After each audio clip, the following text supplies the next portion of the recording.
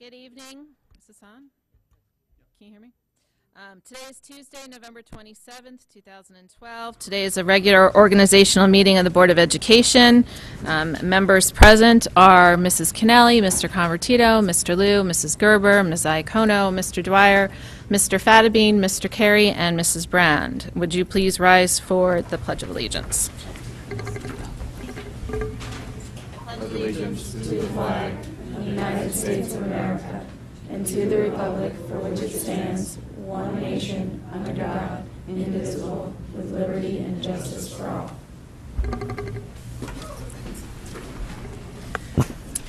Before we get started this evening, I just want to take a moment of personal privilege and let you all know that it's been a great honor and pleasure to serve as your chair for the past year. I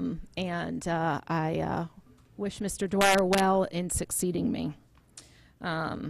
The recommended motion is that, in accordance with the bylaws, Superintendent Dr. David Title will serve as the temporary chairman secretary during the election of board officers.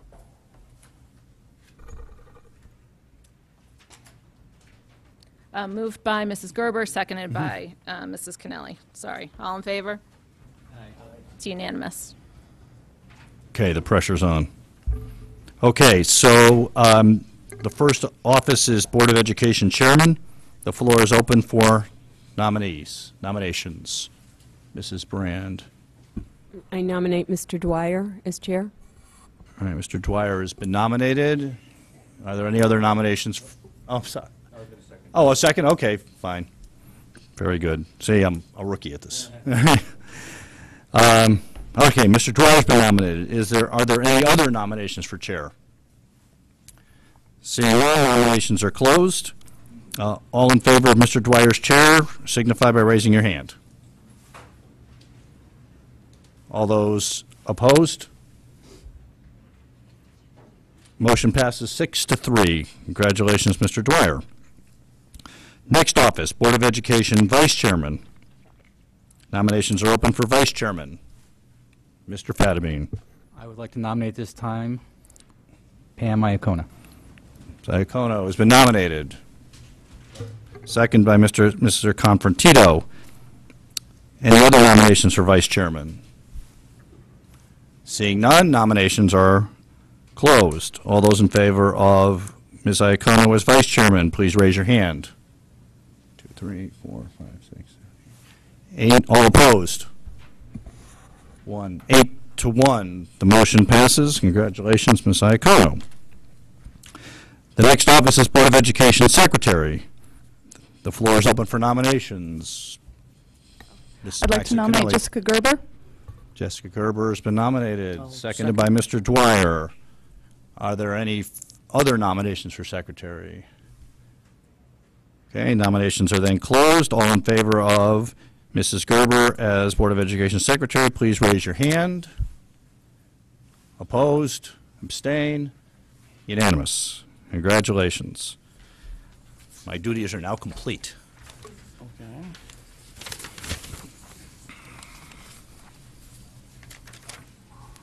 Congratulations to all.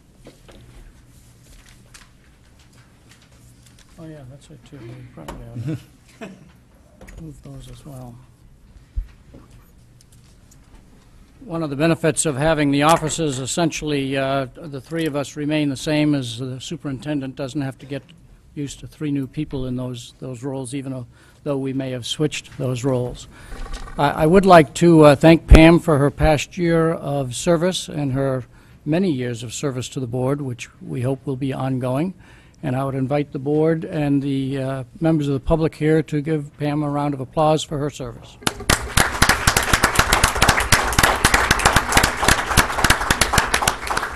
Thank you. I appreciate your trust as me as chair, and I hope I will continue to earn it. I see my role as facilitating discussion among the 8 of you so that we may come into this room with 9 different opinions, but we leave this room with one decision that is in the best interest of students. And so I think we can encourage discussion and debate. The one thing that we have to realize is that we meet about 17 times a year on a regular and special meeting basis, and based on our average length of meetings, that gives us about 50 hours to deal with the issues of the day. And so sometimes both Superand and John Mottola and Pam, and I'm sure I will find that moving the discussion along at a reasonable pace and yet allowing everybody to have their say will not always be easy. So I hope that you will have patience with me if I'm trying to accomplish that mutual goal. At our organizational meeting, we have two other issues to deal with, so I would bring your attention to enclosure number 1, the bylaws. As you know, this is the time, while we're not restricted to this being the only time, this is the time where we discuss our bylaws to see if there are any changes to be made, make those suggestions tonight so that we might know what is coming, and then we vote on them at the next meeting in December. So what is the pleasure of the board? Do you have any ideas or thoughts on issues that you'd like to raise so that we're forewarned? Doesn't prevent you from sending something out later on, but it would be good if we could get some feedback. Any comments? Mr. Liu. So we do approve curriculum. Is that in these bylaws? No, That the it's not in state the bylaws. statutes? That's I'm sorry, then one I of the was- duties I of was boards incorrect. statewide. So, no thank you. Mrs. Gerber? Mrs. Maxim Kennelly? I'd just like to revisit on page 3, item 4, adding D, and I was of two minds of this and interested in feedback, but adding back the idea of the FEA rep as one of the liaison positions of the board.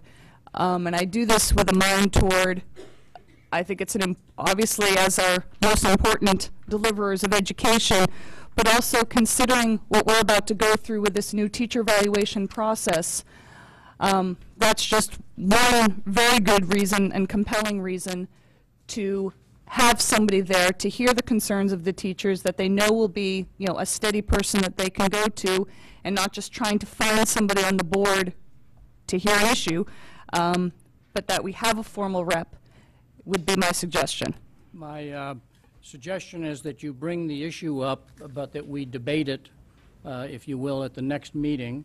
And so I presume that you will work out some language that you would officially propose, make sure it gets into our packet so that we can add that to one of the items that we talk about in the bylaws. Are there any other expected suggestions that may be coming forth? Ms. Iacona. I'd like to eliminate open board comment.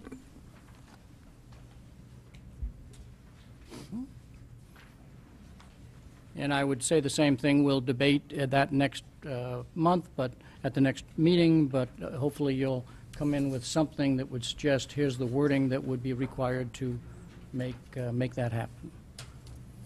Mrs. Brand.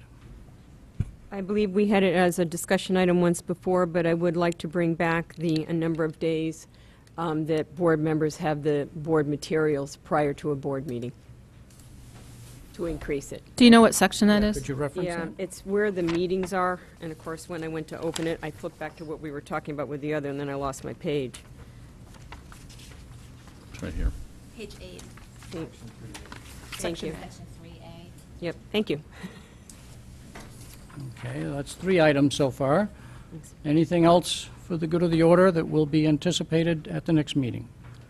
Ms. Maxon Canal. This was strictly a question in looking at the completeness, because enclosure 2 involved the positions, the Board of Education assignments, and there are liaison positions listed there that are not in the bylaws. So is this something that needs to be a recommended motion as well? There is a provision within the bylaws that permits the chair to make liaison appointments as they deem appropriate, and so I think probably those other positions are covered under that, and unless the board's pleasure was to specifically name one like in the other provisions, but I think they're covered in another section of the bylaws. Anything else? I did. I'd like to revise the agenda to reflect our new policy in regards to reports, and not necessarily having to list everything out, where the chair simply asks the question, do we have any, does anybody have anything to report?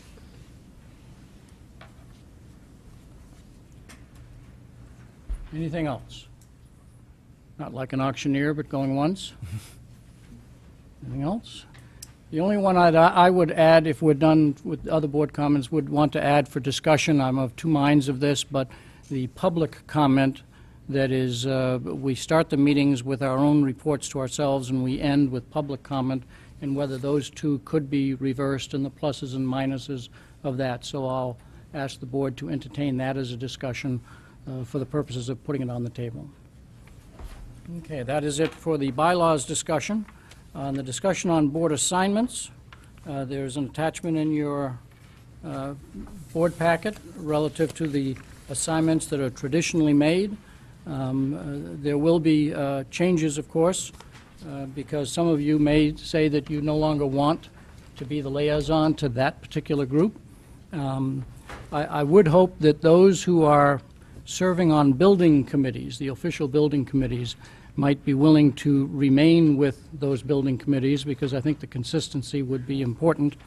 And there are those people who are named to be the liaison to the bargaining unit discussions, and I think the same logic applies there, that it would be good for consistency if those board members would remain. But of course, that's your pleasure. I would invite you to send me an email as soon as possible, because the people on the other side will be asking quickly, who is my liaison, and let me send the next agenda to them. So if by the end of the week you could let me know, so I could start making appointments next week. In the meantime, whoever is the liaison to that, please feel free to continue to attend. Ms. Iacono. I just wanted to say that I no longer wish to serve as the RTM liaison. It's not that I don't like the group. I love them. I've been with them for 3 years. I just think it's time for somebody else to have an opportunity. Okay. Mr. Liu. And I believe we don't have on here the transportation. We do. We do? It's Paul. Yeah, but it's not on the list. Oh, sorry. It just says Paul. It's permanently his. Yeah. It's a, well, the 8 of us do Exactly. know that it's a permanent assignment. Exactly. No one writes it up better. Right. But we will add it to the list. Thank you for bringing that up. Any other comments on this agenda item? If not, we will move forward, and we'll move out of the organizational meeting and into our regular meeting of the Board of Education. And we begin with a presentation on the PCB plan by Woodard and Curran. And I would invite Dr. Title or whoever's going to start the presentation to start. Well, I'm actually not going to start the presentation, but I'll give you a little background here. After we went through what we went through and are still going through at Osborne Hill, we decided that we wanted to hire a consulting firm to help us make some determinations about what the best course of action for the board and the town, frankly, is with respect to our other buildings. Questions were obviously raised from other schools.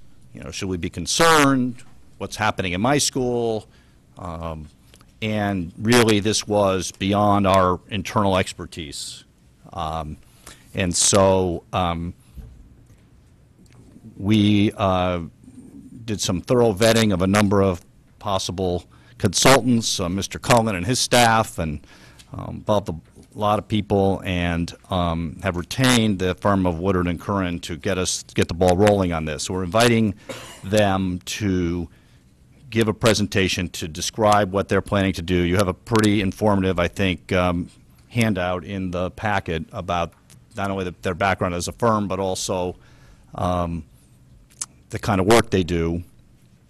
Should also say that because this is a town issue, not just simply a board issue, we've invited them to make a similar presentation to the Board of Finance,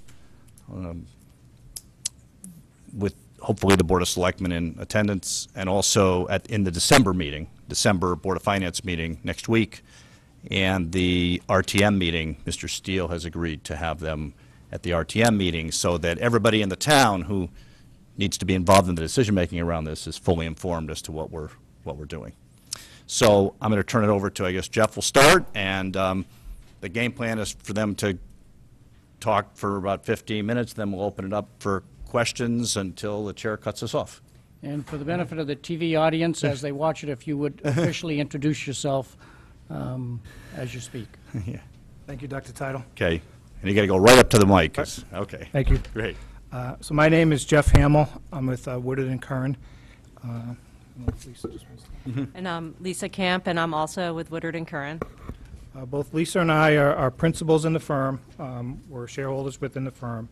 And Woodard and Curran, as you can see, we have this in our handout and our map, offices throughout the Northeast. We're about a 650-person firm that does a multiple of different types of engineering services. So we provide a broad spectrum of services.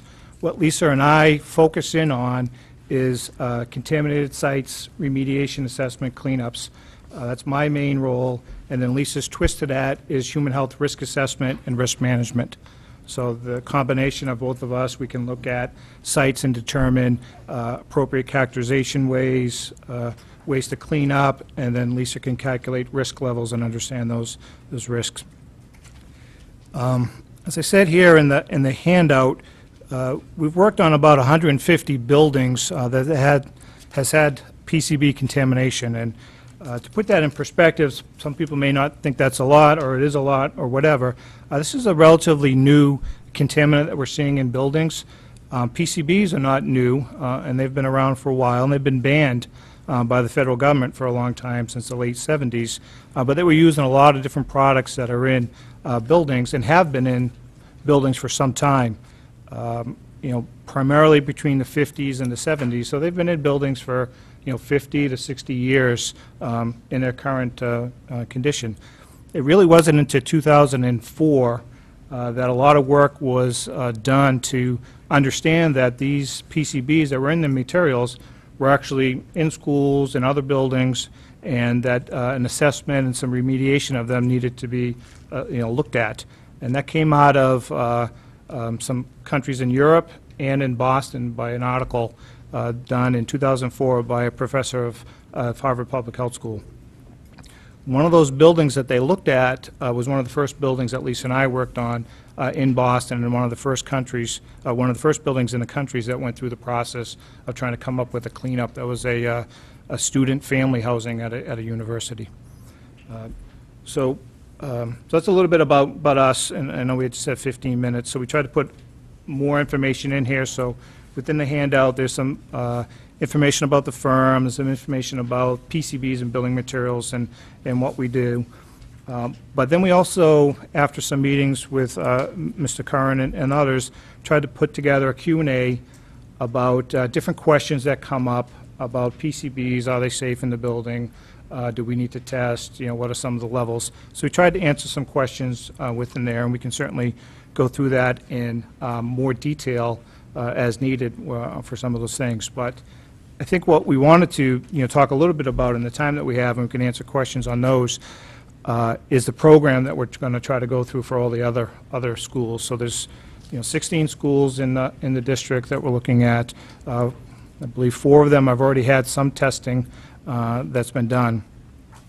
And really what we want to try to do is develop a program that kind of is consistent with the other hazardous material programs that Mr. Curran has developed, either for indoor air quality, asbestos, lead-based paint, other hazardous materials that are in buildings. Because we all know there are other hazardous materials, and PCBs are just one of those materials.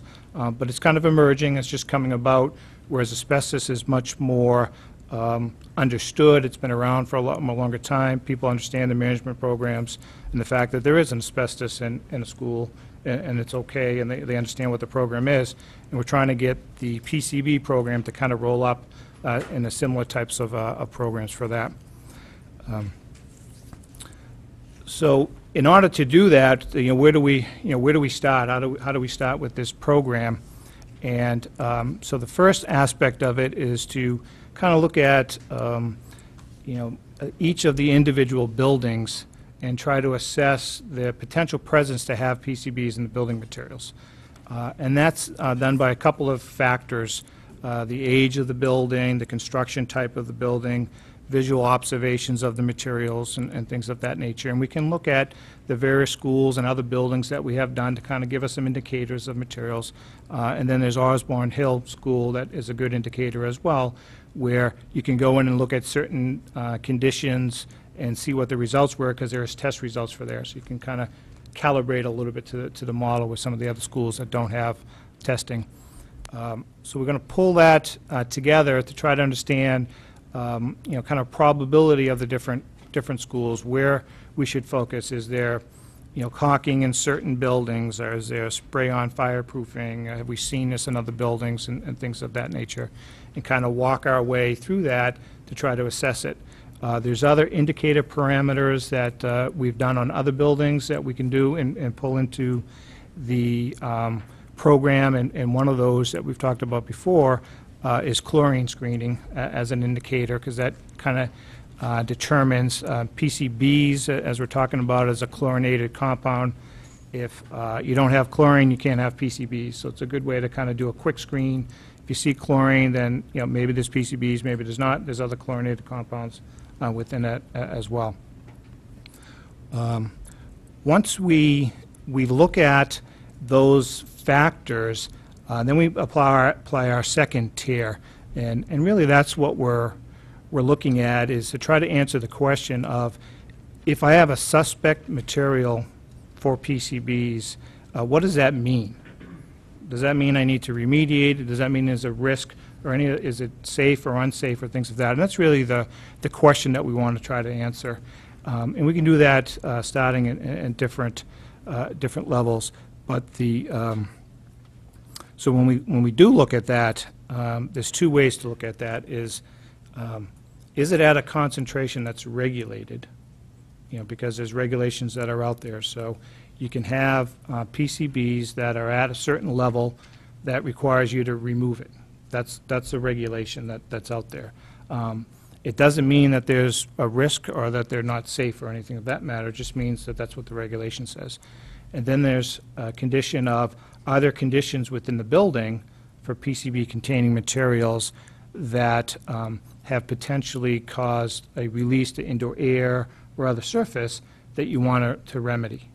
And that's what we look at too. And those two are not connected, directly. Sometimes they are, sometimes they're not. But that's what we really have to look at and see. And an example of that is caulking, and that's pretty widespread with EPA, where you can have a very intact piece of caulking that has PCBs that doesn't create any kind of risk factor. It doesn't create an indoor air situation. It doesn't create a surface contact situation. It's just present. It's intact. It's on the building. It's kind of like an asbestos condition where it's intact underneath the floor tile. It's there, but it's not causing any kind of issues that warrant remediation. Then there's other conditions that some things may be deteriorating or flaking or brittle that may cause a release potential. And that's something that we want to focus in on and try to understand. And if you have those conditions, that's where you want to kind of focus your attention to and see, all right, are there things that we could do to remedy that? Either remove it, encapsulate it. There's a bunch of different alternatives. But as we go through the process, it's starting with a broad range of schools and trying to work our way down to key areas to focus in on. As 3 of the schools are post-1980 construction, so those have been constructed after the fact that PCBs were banned, so those come off the list. So those are some of those examples as we go through to try to get to that point. I don't know where I'm about 10 minutes. I don't know if you want to add anything in the process. I just wanted to reiterate some of what Jeff was saying, that the mere presence of PCBs in a building material doesn't necessarily translate to any kind of health risk, because health impacts are only related to the exposure intensity. So if you have a material in good condition or it's behind a wall chase, just because the PCBs might be there and detected in that, it's kind of akin to asbestos. If you have something that's in good condition that isn't releasing into an air duct and causing high exposure potential, there's not an exposure and there's not going to be a health risk. So those are the factors we're considering, are not only what looks like a suspect material, does this look like the caulking that we maybe saw in Osborne Hill or a school where we know, but also what's the condition, what's the accessibility, what's the intensity and frequency of exposure to that room. Are we talking about a classroom? Are we talking about, a utility closet or a maintenance area? So all of these things kind of factor into a matrix where we're going to look at, sort of ranking the probability of exposure potential and the need for assessing future response actions. So. Before we go to board questions, is there anything that you'd like to say to wrap up? No? Questions from the board? Mrs. Brand. I have a couple of questions. Are you doing this in, say, 2 phases where you're doing an assessment? And how much is that costing? And then are you also doing it in the second phase, which would be potentially the remediation phase? And do you have a sense when you look at a school district, and as you already know, the years that we have a lot of these buildings, a sense of what that would look like? And are we paying incrementally or per site? And, how are we going to price it out? Well, we have given a proposal to the school district for this first phase of work, which is the survey work, which was going out and to look at the schools, kind of develop that matrix that we just talked about. So that's definitely a first phase that we would go out, try to get an understanding of where to take it to the next level. And then depending on that, the range of remediation or the need for remediation is quite broad in some areas, and a lot of the buildings that we've worked on, there's been no remediation that's been required. In other areas, it could get to a position where you have something like an Osborne Hill School, which had a lot of remediation and a very costly remediation. So it kind of balances. I think what we've seen is just because PCB is present in something doesn't automatically mean complete gutting of the school or remediation or something like that at a very high high price tag. There's quite a range of cost depending on what you decide to do and what the risk potential is. If it's intact, it could stay there until typically a lot of times it's found it's intact, it's not causing a risk to anybody, and it gets managed very similar to asbestos. So a window project comes up, it just gets taken out at that time, just like maybe a floor tile project comes up. Asbestos just gets managed at that point. Can I just clarify, the scope of work that you have is limited to the survey? Correct. And once the survey is done, then a different scope of work with either yourself or other service providers would be required? This is just limited to the survey? Correct. Thank you. The other question I had was relative to the testing. You mentioned chlorine testing. We've had testing thus far, and it's been very specific just for PCBs. So my question would be, is chlorine testing less expensive? And do you also, I see you're already nodding yes, and then the other thing is, do you get false positives, though, because you also have other compounds that might be there that also have chlorine? Well, chlorine is a field screening. It's a screening method. It's not a lab test. So with all field screening methods for when we do oil spills or other things, we always use tools to help us understand where to take the more expensive test to the laboratory. And the chlorine screening falls into that category. And it's just it's a handheld instrument. It's not sent to the lab, so you can do multiple tests. So obviously it's much cheaper than doing that. But it has its drawbacks. Chlorine doesn't equal PCBs. So there isn't there are PCB field screening tests, but they're almost as expensive as the lab test. What the chlorine data gives us is just a weight of evidence in our probability kind of screening. It just helps us understand things a little bit more. So if we look at something, it visually looks like something, we've seen it over here before, and we screen it, and it doesn't have any chlorine in it, then it starts adding up that this may not be a PCB sealant at all. It just gives you the magnitude then. Right. Yeah, the issue comes in is that there's a lot of chlorinated compounds put in products that aren't PCBs. So you do get, as your point was, you do get false positives that you have to screen out. And in our experience, it works very well for the negative aspect. Right. You don't see Elimination. chlorine, that's Right. probably not there. But if you do see chlorine, it's really inconclusive. Other questions from board members?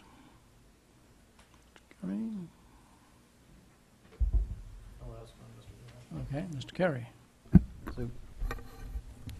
And you guys are the experts, so you can help me with this. That we've had a few discussions about this, as I'm sure you can imagine, in the last few months.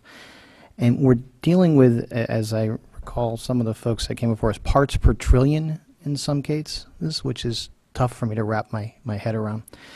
The question I've asked before that I'm hoping that you as our experts can help us with, just in terms of as you go through this process.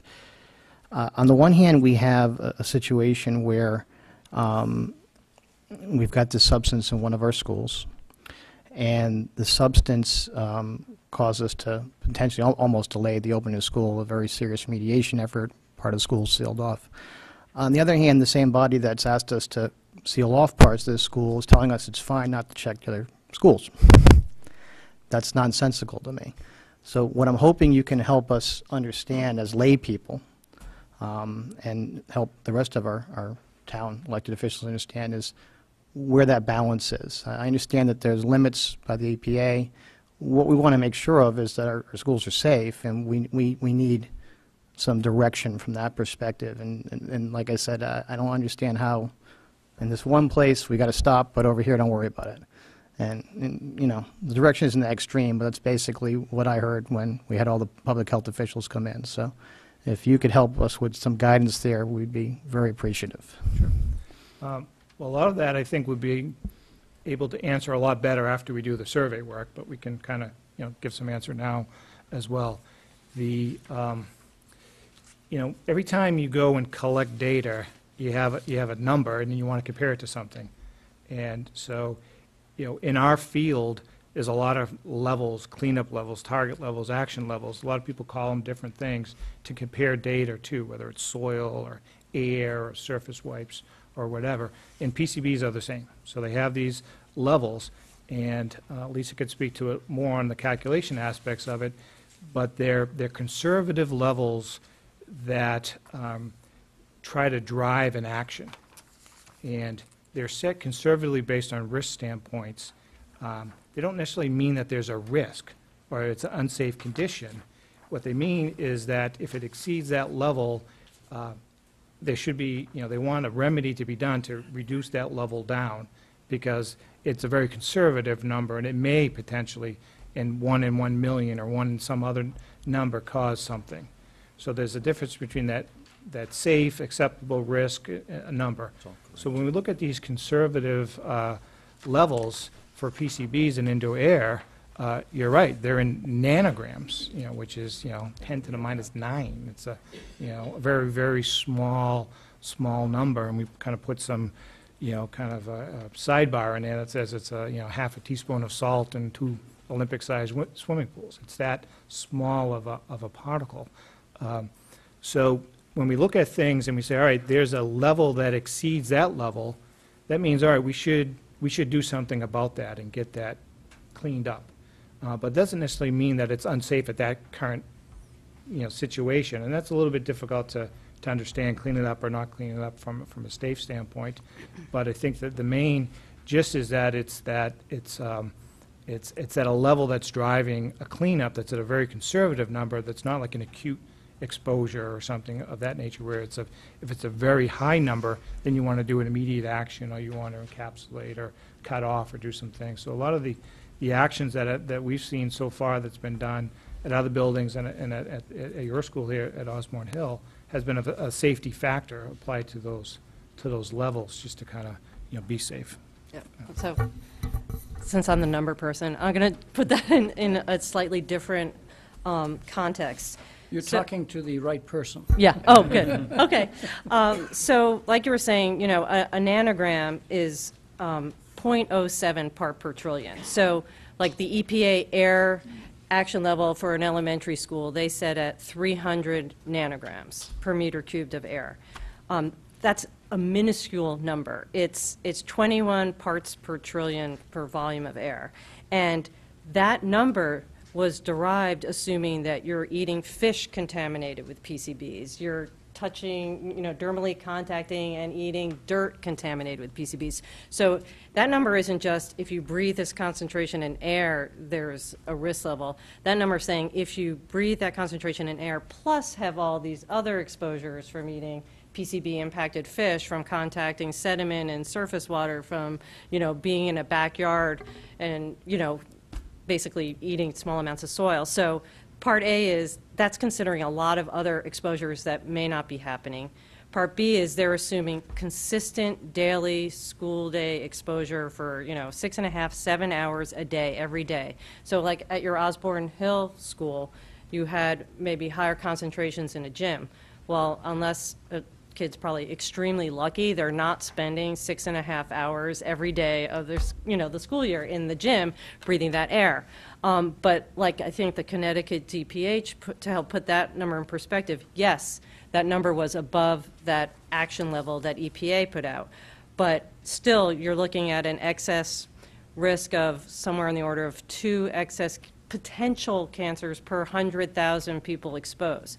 If you look at your elementary school population, you have about 5,000 kids in the elementary schools throughout the district, something like that, or maybe 5 and change, something like that. And so just to put, again, numbers in perspective, if you took, all the kids in the school, you're still talking about a risk that's much, much smaller than even assuming one potential excess cancer. And that doesn't mean it's going to happen. That's just saying we looked at animal studies, we extrapolated to human beings. It's not even clear if PCBs are cancer-causing in humans. It's all based on, right now, on mouse and rat studies. So there's all these uncertainty factors that Jeff was talking about built into even the toxicity values. So they're making a lot of assumptions about exposure to other PCB-impacted media like fish, soil, sediment, drinking water. They're making a lot of assumptions about how long you're staying there. And then they're basically that 300 nanograms per meter cubed, that's 0.3 excess cancers per million people exposed. So that's 3 excess potential cancers per 10 million. To put that number in perspective, EPA's, target risk range, so if you were at a Superfund site or something, is 10 to the minus 4 to 10 to the minus 6, which is 1 excess cancer per 10,000 to 1 excess cancer per million. So you're talking about something that's, 3 excess cancers per 10 million. So this is way below, it's well within EPA's target risk range. As a matter of fact, it's more stringent than if they were, cleaning up a Superfund site. It's far, far lower number. So it's a very conservative number based on very conservative exposure assumptions and toxicity values, and it assumes a lot of other exposures are occurring. So just to put that number in perspective, it doesn't mean that you actually have a health risk. And as a matter of fact, even if you're above 300, doesn't mean you have to rush in there and start ripping apart all your building materials either. There's other ways that you can look at managing that risk that might prove just as effective at reducing potential exposures. So, Mr. Convertito has a question, but do you have a follow-up on all that math? No? Okay, Mr. Convertito. Yeah, I just want to be clear on the scope here. So on your handout, enclosure number 3 dated the 27th, my understanding from the discussion here is we're doing 3A and B at this point in time? We will have C as well. And C, okay. B is dependent on a model driven from Osborne Hill School? That and other buildings. So we want to, take advantage of that school and some of the materials that might be similar in other ones to kind of apply at the other schools as a kind of a calibration point, Okay. as well as what we've seen in other buildings. Are we building a model of potentially contaminated materials and just looking for those in other schools, or are we surveying all of the other schools? We will go to all the other schools and do a survey and look for suspect materials Okay, thank you. and use the Osborne Hill data as a helper. Any other questions? Any other questions? No questions? Thank you very much. Thank you. Dr. Title, do you have Thank you. any final comments? No, thank you, and appreciate the work, and we will be in touch. Our next item is enclosure 4, which is approval of the minutes. And the recommended motion is that the Board of Education approve the minutes of the regular meeting of October 9th, 2012. Can I have somebody move that? Mrs. Gerber? Mrs. Maxon Kennelly? Any discussion on that item? If no action, all in favor say aye. Passed unanimously. The student and committee liaison reports, I remind you that we discussed as a board that unless there was an item leading to a imminent, in the near future, action item, that if we could not have reports, and the exception, of course, would be the student reports. I do know that Mrs. Gerber would like to make a report concerning the Communications Committee, and there was a handout at your table regarding that. Is there anybody else that has a report that they need to make? Do the students first. Paul, you have one? I know. Anybody else that will need to make a report? And Jennifer will. Mrs. Okay. Cannelli. And Mrs. Brand. And Mrs. Cannelli. Okay, thank you. So, we have students from both Fairfield Ludlow High School and Fairfield Ward High School. And I want to say it's Acacia, but how do you pronounce your first name? Acacia. Acacia, okay. But I understand that Danielle Clark will be reporting for Ward, and who will be reporting for Ludlow, or both of you? I'm the Ludlow representative. Okay, so Marco Congello? Yep. Okay, if you'd report for Fairfield Ludlow. Good evening, Board of Education and other guests. My name is Marco Congello, and I'm privileged to speak as one of the student representatives of Fairfield Ludlow High School. Tonight I'd like to share 7 key current events and accomplishments of the FLHS community. Number 1. We just concluded our Sticks for Soldiers initiative. This is a lacrosse program in which the team raises funds for wounded soldiers as part of the National Wounded Warrior Program. This is our 7th year strong, and just this year the program raised about $70,000. This money will go to families who are having financial trouble due to hardships caused by war. Last year we were able to assist a man who had lost not only both legs but also both arms in combat. This year we will be able to help 2 families, mostly with mortgage and rent payments. It is great to be able to give back to those who served for our safety. Also, as a part of this program that our lacrosse team holds, a current Air Force soldier speaks to the students about hardships of returning to jobs and their lives post-war. Number 2.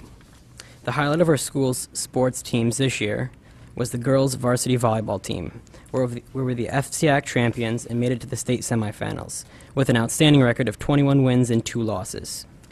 We are very excited about this, and our school student body showed amazing support throughout this year at their games. Number 3. Our athletic department was awarded the Michaels Achievement Cup for FLHS's exemplary athletic programs. We are proud of this accomplishment, and it shows great coaching, athletic ability, and our students' support for athletics. Go Falcons. Number 4. The Superstorm Sandy T-shirt relief initiative. Our school is selling limited edition Sandy 2012 shirts that have a supportive message on the back, stating, "We can accomplish more together than we can individually." All proceeds of this initiative go directly towards local hurricane relief efforts. We have sold over 200 shirts and are continuing to sell. On the 12th of December during our school's pep rally, we have asked all students to wear their white Sandy t-shirts so we can create a whiteout effect in the bleachers. Also, many of the Fairfield community has purchased the shirts on their own to support the cause, and they're still available at shopafs.com/Fairfield Ludlow Spirit Shirt. Please help support the cause. Number 5.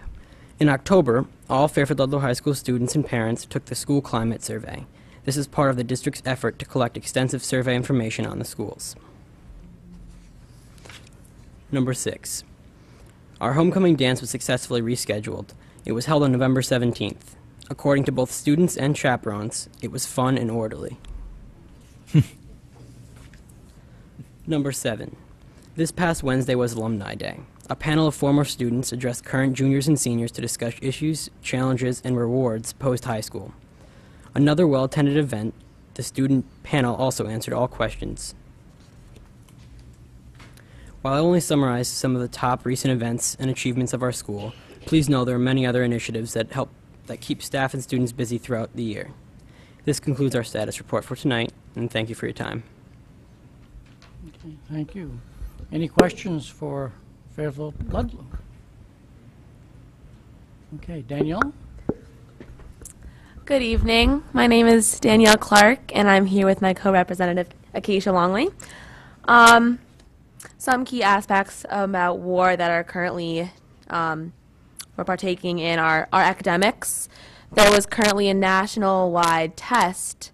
There were 60 students that were selected to partake in this test at random, and we represented Ward and Fairfield, and it was like nationwide, and I'm not sure of the results, but I'm pretty sure we did pretty well.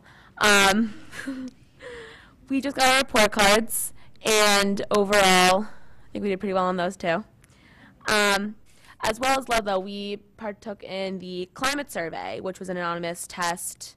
You got the student point of view, and you got a feel for if the student was safe in the school, like felt safe enough, and that was issued by Key Club. With our sports, with the exception of football, most of our fall sports made the state level. We are underway in starting our winter sports. Our girls' basketball game, like the first one, is December 7th. With extracurricular activities, we have over 40 clubs, and they're successfully fundraising. For example, Humanity Now, they're partaking this huge investment in fundraising to go down to Africa this summer, and we will be helping Gambia, women in Gambia. So they're doing a bunch of stuff with that. And with Key Club, they're doing a lot of holiday fundraisers. I know that we just did the something in the mall with Santa, and I think a lot of it's going to be donated to food drives and like clothes for kids. So that's good. Casey, I'm turning it over to you now. Some recent things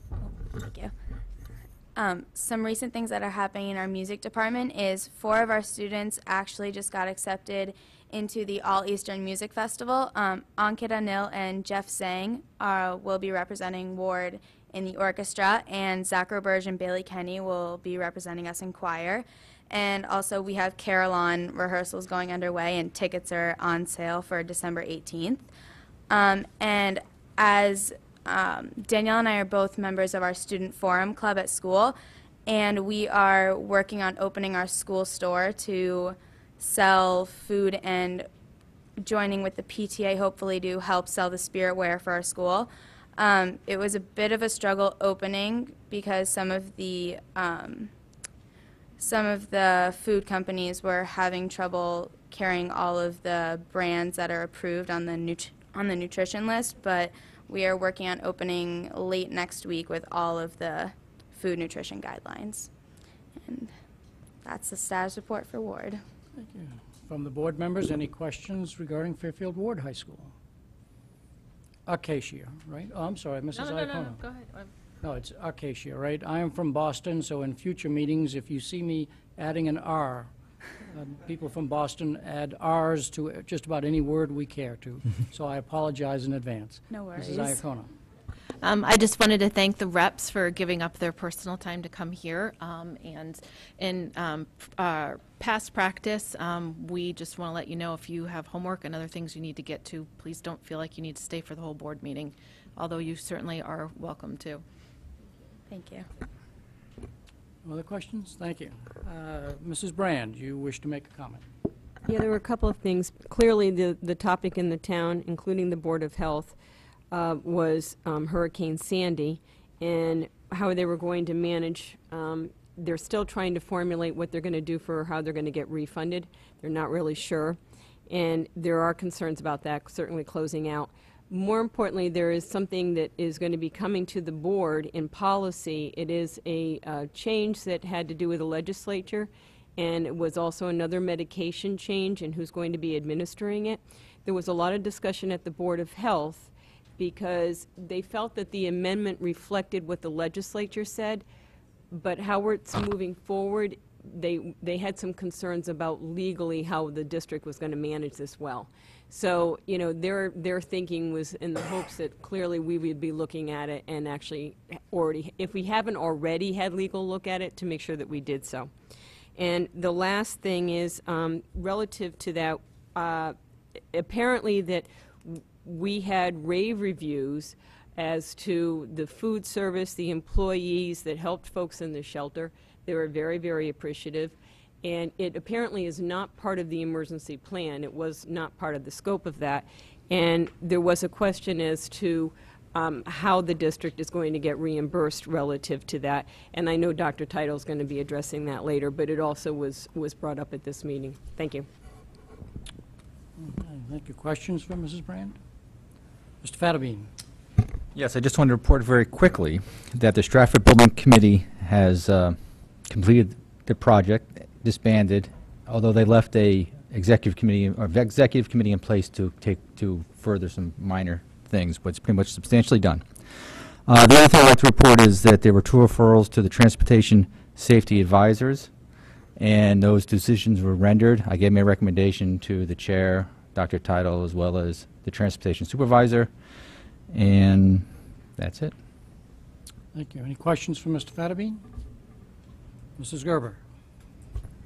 Okay, this is about the Communications Ad Hoc Committee. Mr. Liu and Mr. Dwyer and I met last Tuesday with Nancy Burns, and it was really more kind of a brainstorming meeting, and so we came up with a list of things. I don't know if we should maybe go through them really quickly. What we wanted to do is just kind of come up with an initial list. Some of these are very simple. Others are going to require more work, discussion. They may not all get the full board approval, but we just wanted to kind of bring this forward to get a sense from the board as to what direction you want us to take this in. So I could just go down the list really quickly. Would that be helpful, or are we running out of We're time? ahead of schedule, so you can take 5 minutes going down through the list. Okay, I'll go very quickly. All right. The first one is add more information to the Board of Ed front page on the website. Kind of more FAQs. In looking at some other websites of other districts, Westport was one, New Canaan was another. They just have more information on their front page on the website, just in terms of who the board is, how many members there are, when we meet, just basic information. And we just thought it would be helpful to have that available in an easy to find kind of one-stop shopping type thing. And then we would also want to make up hard copies to have, because not everybody has access to computers or looks at them, so that we could, distribute some at Town Hall, the library, the Parks and Rec Center, just so that everyone, in the town will know more about what the board is up to. The second thing was on the meetings line on the website. Right now, when you click on the word meetings, that will take you to minutes and agendas. And we thought it might be easier and just a little more clear to add minutes/agendas, just so that people know that's where they are. And also we wanted to provide a link to Fair TV right there on the website, so people can click on right away and look at, watch the meetings if they weren't there in person. Another thing we wanted to do, right now on the town website, when you go to the elected officials page, there is not a link from there, nor is there information about the Board of Ed members there. So we just wanted to provide the link that'll take you right over to the Board of Ed website. Another thing I thought would be helpful would be to have a calendar, again, on the front page of the Board of Ed website, with Board of Ed meetings and Board of Ed related meetings, especially during budget season. I think that would be helpful, to have the Board of Finance, RTM, the subcommittee meetings all there in one place, so people will know, again, where to look without having to go to the different, the town website. We also wanted to try to do outreach to pretty much everybody that we can think of, PTA Council, SEPTA, all the different PTAs, as well as non-school-based groups, just to get a sense from the public in general what they want to see the Board of Ed do, what more information they would like us to provide for them. We thought it would be helpful to disperse the Board of Ed members to different PTA meetings throughout the year to get feedback. And another thought was to do a possible online survey. We did discuss the idea of having a Facebook page. It's something that's come in the past. I don't think any of us were particularly enthusiastic about it, but we certainly wanted to bring it to the whole board to discuss. It just seemed like it might be more work and not necessarily the best way to use everyone's time and energy and resources. Another thought was to have a board newsletter. This would be, again, we could go the fact-based route. We could do more opinion pieces. I know Wilton has one that the board members take turns writing, kind of summarizing what happened in the last Board of Ed meeting and talking about different subjects. This would be online, and again, we would also want to provide hard copies as well. Also, just another thing we thought about was clarifying and delineating the roles and titles. A lot of times there's confusion as to what is Board of Ed, what is the school district, just to delineate who is doing what. Sometimes I'll get phone calls at my house because I'm the board secretary looking for transcripts because they see me as the Board of Ed secretary. And so it's just making sure that everyone understands where they need to go to get the proper information. Then we also were thinking about expanding the information on board members on the school website. Some websites have more information, a little bio about each board member. Some websites have information about what schools the board members are affiliated with. So say you're a parent at Mill Hill and you see that someone is a parent at Mill Hill or was a parent at Mill Hill, you might feel more comfortable contacting them first. So it's just a little extra something. Then there was also discussion about community engagement. Do we want to reach out and encourage more input from and opportunities from the community? And then the last one is just any additional ideas, thoughts that the rest of the board would like to have us look into. We are happy to do that as well. I think the intent was not to debate each of the items, but to really ask two particular questions. The committee wondered whether, by example, the first 4 or 5 items that are on this list, are they simple enough changes that you'd say, sure, committee, go ahead and make those changes because it's just, they're minor changes, and then bring back the items that are on the back of the list, the bottom of the list, for further discussion? Or does the board wish to say, no, any change, we'd like to come back to the full board? So I think they'd like to have some guidance in that area. Mrs. Brand. The only one I have a concern about is actually number 5, because those are actually private organizations. So we can say we're more than willing to attend if we're invited to those, but we can't invite ourselves. Mm-hmm. We can make ourselves available, and if they wish us there, they wish us there. Right. Mr. Carey. As you described it, Mr. Dwyer, I think moving forward, the first 5 is fine with me, and then if you want to have further discussion on additional things, that's, I think, more than reasonable. Yeah, Mrs. Iacona? That's totally fine with me. And I'll just give you my input on the Facebook page.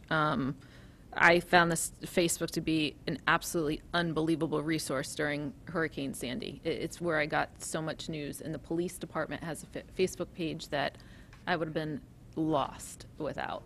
And maybe if we can't do it as a board, I know Dr. Title and I talked about having administration do one.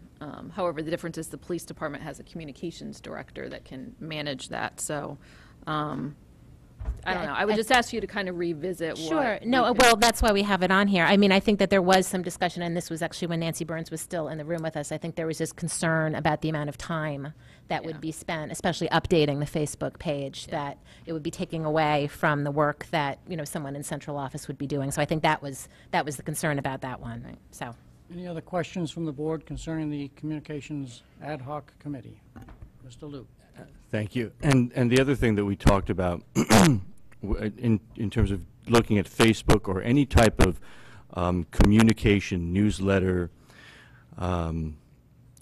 blog, or even the web page front is that as a board we're 9 people, and so again, like we have sometimes the trouble with the minutes, is how are we going to boil down these minutes and make sure that everybody approves that they're written in the way that everybody feels that they are communicated their ideas. And so I think as a board we have to think about that a little bit, because it's definitely going to, I mean, for example, if we have a Facebook page and if we were to have a communication person, how are we going to determine as a board what gets put on that page? So this is a very, because one person can't decide it on themselves. We have to have this at the board table. So I think it's something we have to really think about. Any final comments before we move on? Any other questions for Mrs. Gerber? If not, Mrs. Connelly? Just a brief word, since I'm sure you're all on the edge of your seats waiting for a report regarding the student internet I did just want to let the board know that the policy committee hashed that through as the single item we tackled on the agenda at our last meeting. We are tackling a second draft at our December meeting, so we will not be bringing a draft back to you until then. Just wanted you to be able to sit back and relax on that one. Fair enough. Any questions for Mrs. Kennelly? If no, thank you very much. We'll move on to the superintendent's report. Dr. Title. Thank you. Well, I think the single biggest event that happened since the last time we met was the hurricane, and I wanted to bring you up to speed on what happened during the hurricane, but more importantly, sort of where we stand now and what the costs are looking like. I don't have firm numbers yet, but it's surprising some of the categories of costs that we'll end up with as a result of this. And first, I want to say that many members of the school system staff went way above and beyond the call of duty to come in when nobody else was coming in to help the town. My goal, and the central office was knocked out for a week. We had no access to anything. I was at the police station, at the emergency operations center, working off a laptop and working from my home email account because everything was offline. We dispatched custodians and maintenance people to help clean at the firehouses and the police stations that were getting overused and they didn't have the staff. The food service staff did a terrific job, as Mrs. Brand reported, at the shelter. Joanne Fitzpatrick deserves whatever you get for an award for this kind of a thing. She was there practically the whole time, brought in different food service members, fed people in that shelter. There were close to 300 people in the shelter at the peak. And I was there fairly often, and every time Joanne Fitzpatrick was there, and different people from food service rotated in, used food from the food services department, and in fact, they had some trouble because people didn't want to leave the shelter. The food was a little too good, which those of you who, kids may not believe that, but there were people that really liked the food we served there. And quite frankly, these are people who probably didn't have power at home, who did not have to come in, who easily could say, I had to be home. They were coming in, they were bringing their kids in, they were helping them. It was, plus the custodial help, the maintenance help. Tom Cullen was working 24/7, trying to move food around from places where we had freezers to save the food that we had in places that didn't have electricity so that we didn't lose as much food. We had to organize moving the buses with the contractor out of One Rod Highway, which of course is in a low-lying area. Move them up to the train station, and then, the best thing was this military effort to move the buses from the train station back to One Rod Highway that involved the National Guard closing off Boston Post Road, a police escort. It was amazing, because if we didn't move the buses out of the train station to One Rod Highway, we wouldn't open on Wednesday when we did. It was amazing all the way around. And, it does raise questions for us about our backup systems and our communication systems during the storm. Facebook or no Facebook, we had really no access to much of anything. But the only thing I could really do was update my blog periodically. But so it did raise some questions for us that we have to wrestle with. Cost-wise, and again, we'll try to put these in for FEMA reimbursement, but whether we get it or not is an open question. And also, we will not get it this fiscal year. And, we don't get to carry money over. So we're going to expend the money now, and if we get it back, and that's an if we get it back, it'll probably come back in the next fiscal year. So that's an issue we have to contend with, as if we need more of these costs, right? So we had, obviously, a lot of overtime work for people that came in, the custodians and maintenance folks who came in and helped clean up the grounds, clean up the schools to get them ready so when we did open, cleaning debris off and so forth. That we have a pretty good idea was about $30,000 in overtime costs directly related to the storm. The schools that sustained the damage, we were very fortunate in the big picture of things. The fact that Sherman School didn't flood and we didn't lose the whole building is, someone was looking out for us. But There was damage at Sherman to the playground, the playscape. We are in the process of getting that cleaned up. We have a consultant that we've hired to assess it to make sure that the equipment is safe and in the ground so it won't fall over. We need to replace all the wood chips. We need to replace the border materials. We need to do a disinfectant cleaning of the playground equipment. We need to clean the whole site of storm debris and other materials.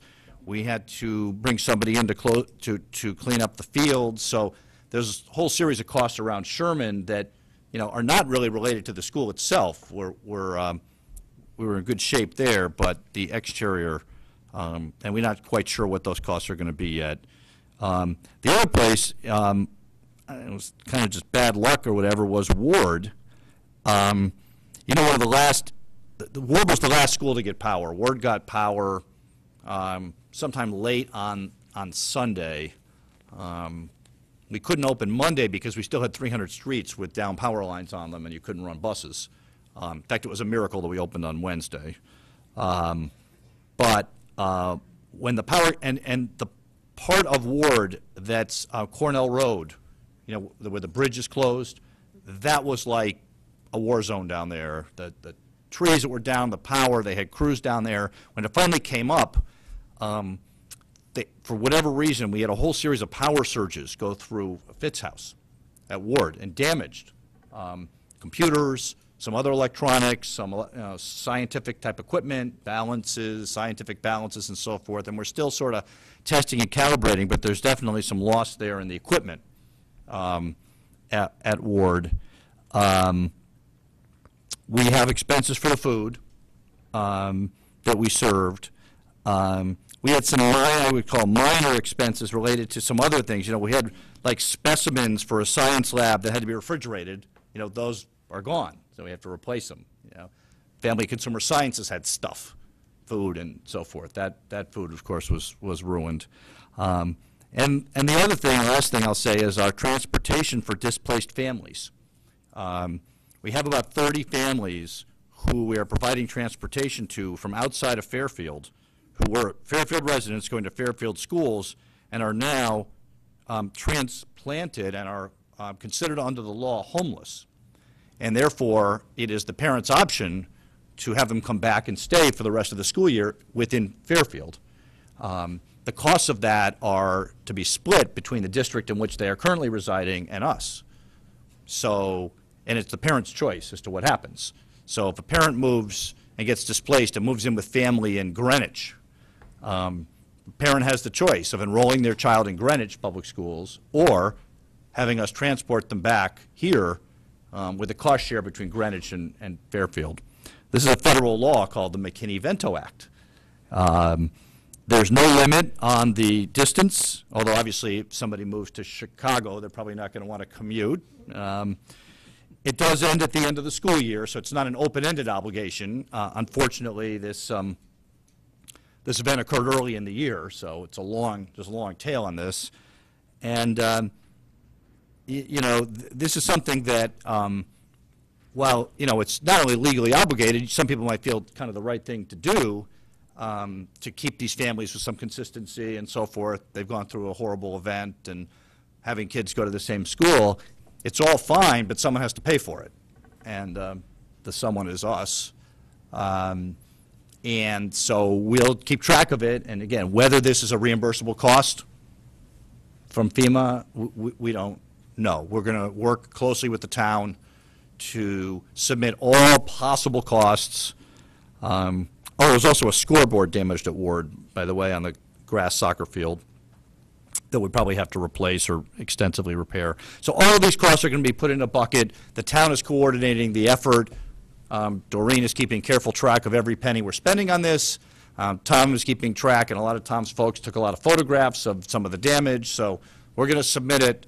But for now, it looks like, you know, we have to lay it out this year. And if we get it back, we'll get it back next year. I am sure that all of the board members heard the same kind of complimentary comments on the school district's staff response to Hurricane Sandy. We all know that Dr. Title did spend a lot of time down there, but as board members, we also know that Mrs. Iacono spent a lot of time gathering information for us and sending it to us so that we would be kept up to date. And I'm sure that Mr. Cullen spent a few extra hours, so I would ask you to please give our thanks to the entire district staff that were involved in this, because I think they did a very credible job. Thank you. Any questions or comments for the superintendent on this issue? Mrs. Cannelli. Two things. First, just to piggyback on Mr. Dwyer's comment, the work of Dr. Tyler and Ms. O'Connell was also recognized at the recent CABE conference. They got a very specific shout out there in terms of thanks and recognition for the hours and the work put in, and so that was a statewide recognition. So just to add to that, I just want to comment about or question about the costs. Is it any issue with the town, that, at least for the food in particular, since that's not an everything else you've detailed were educational expenses? What kind of issue is it that the money we spend on food is not in fact an educational expense? And is that something that will get handled differently by the town and with regard to the precarious issue of this year's budget? I don't know. I did specifically, the Commissioner of Education did visit us, by the way, and I specifically asked that question, would there be a special reimbursement from the state in the food service area with respect to the food? So we're going to try a different angle on the state with that. I don't know if that will go anywhere.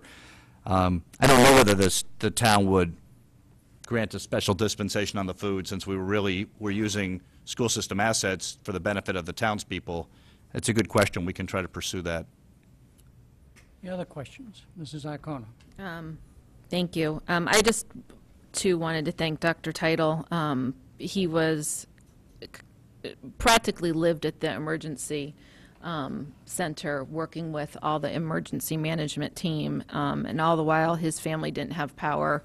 He had to send them out of town to be with family that did have power.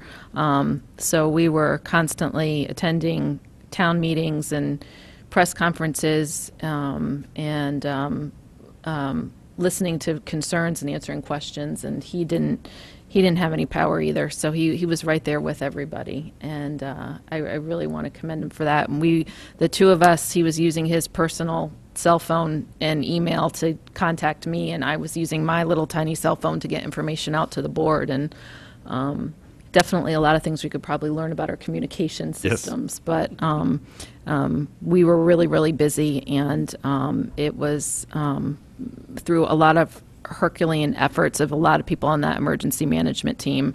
The chief of police, the first selectman, the fire chief, board of health, and Dr. Title. And I really want to thank the town for recognizing how important it is to have a member of the school district on that team. Yeah. He was there every day making sure that nobody forgot about our schools. And we wouldn't have been able to open if he wasn't there, because they have priorities too, one of which was the schools, but that was Dr. Title's main focus. So I just wanted to say an extra special thank you for that. Well, thank you. Appreciate it. I should point out that we have a fundraiser going on through the PTA Council. We're partnering with them in all the schools. Lisa Havey is organizing it, and we're going to be launching a fundraiser.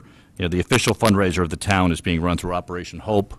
And so pretty soon you're going to see a launch of a massive district-wide fundraiser to help the victims of Hurricane Sandy locally in all the schools. And we think we can raise significant funds that way, and I want to thank the PTA Council for partnering on that.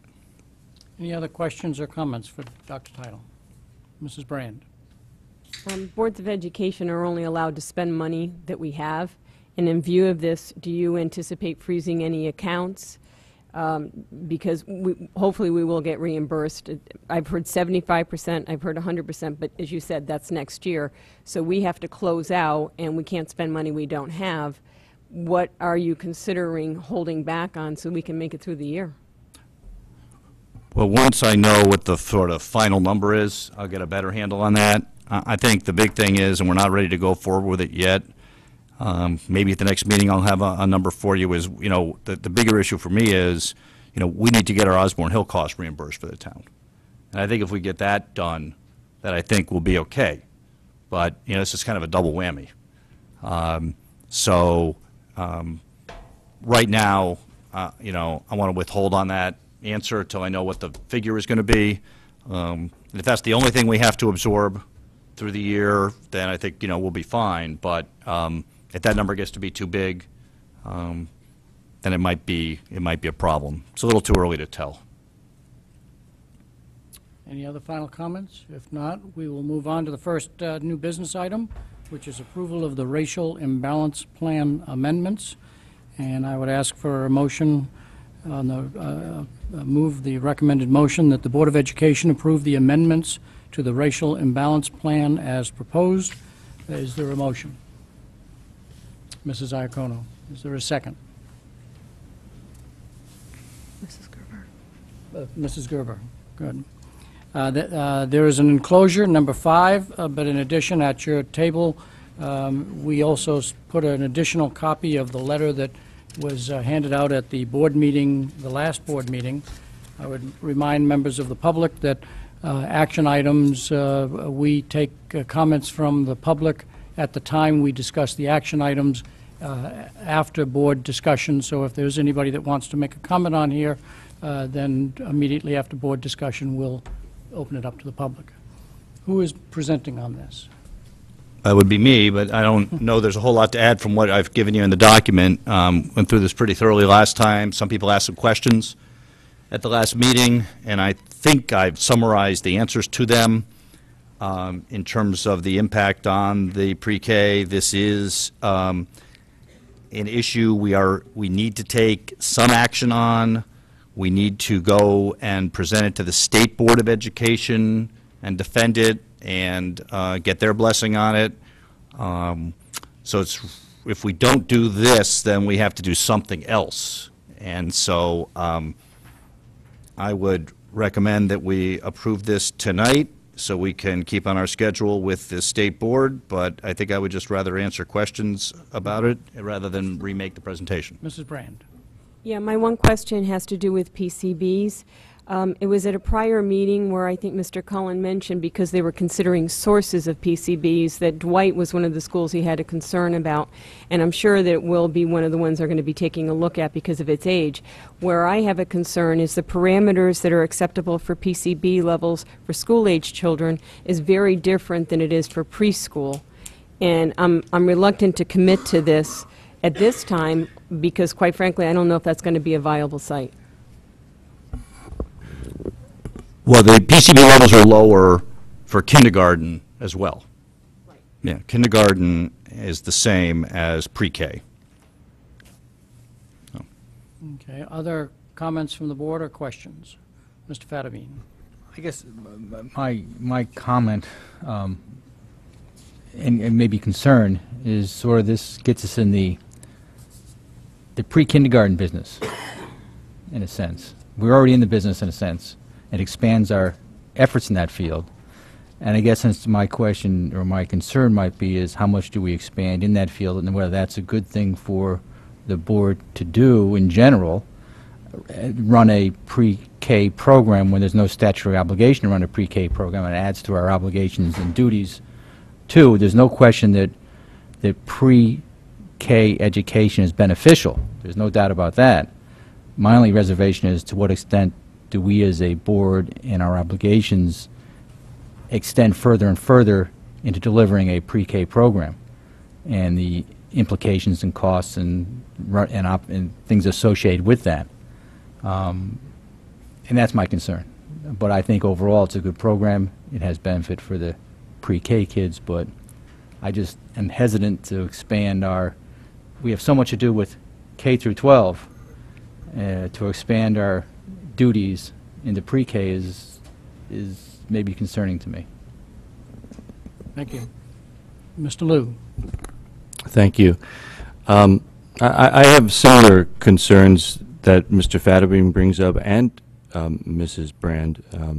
I think maybe this is a premature vote if we don't know what's going on with PCBs. I mean, it just makes no sense to even begin that if we haven't got those results. And it seems now that if we've got a team working on that, we should definitely wait for those results before we make any move forward on this. I also think Mr. Fattabine brings up a good question. I don't have a problem with us getting into the preschool business. I understand how it helps start kids earlier and gets them learning and into education, but I don't see how this plan is really helping us.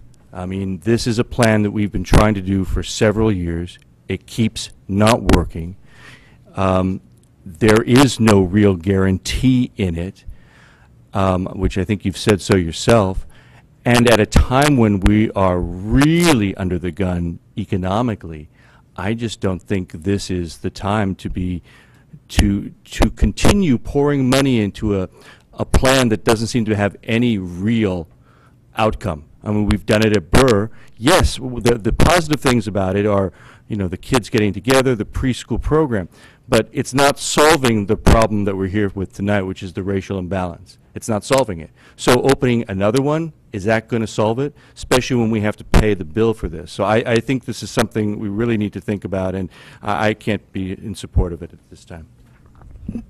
Yes, Mrs. Iacono. Through the chair to Mr. Liu, I understand your concern. For a long time I've been concerned about this racial imbalance issue. I've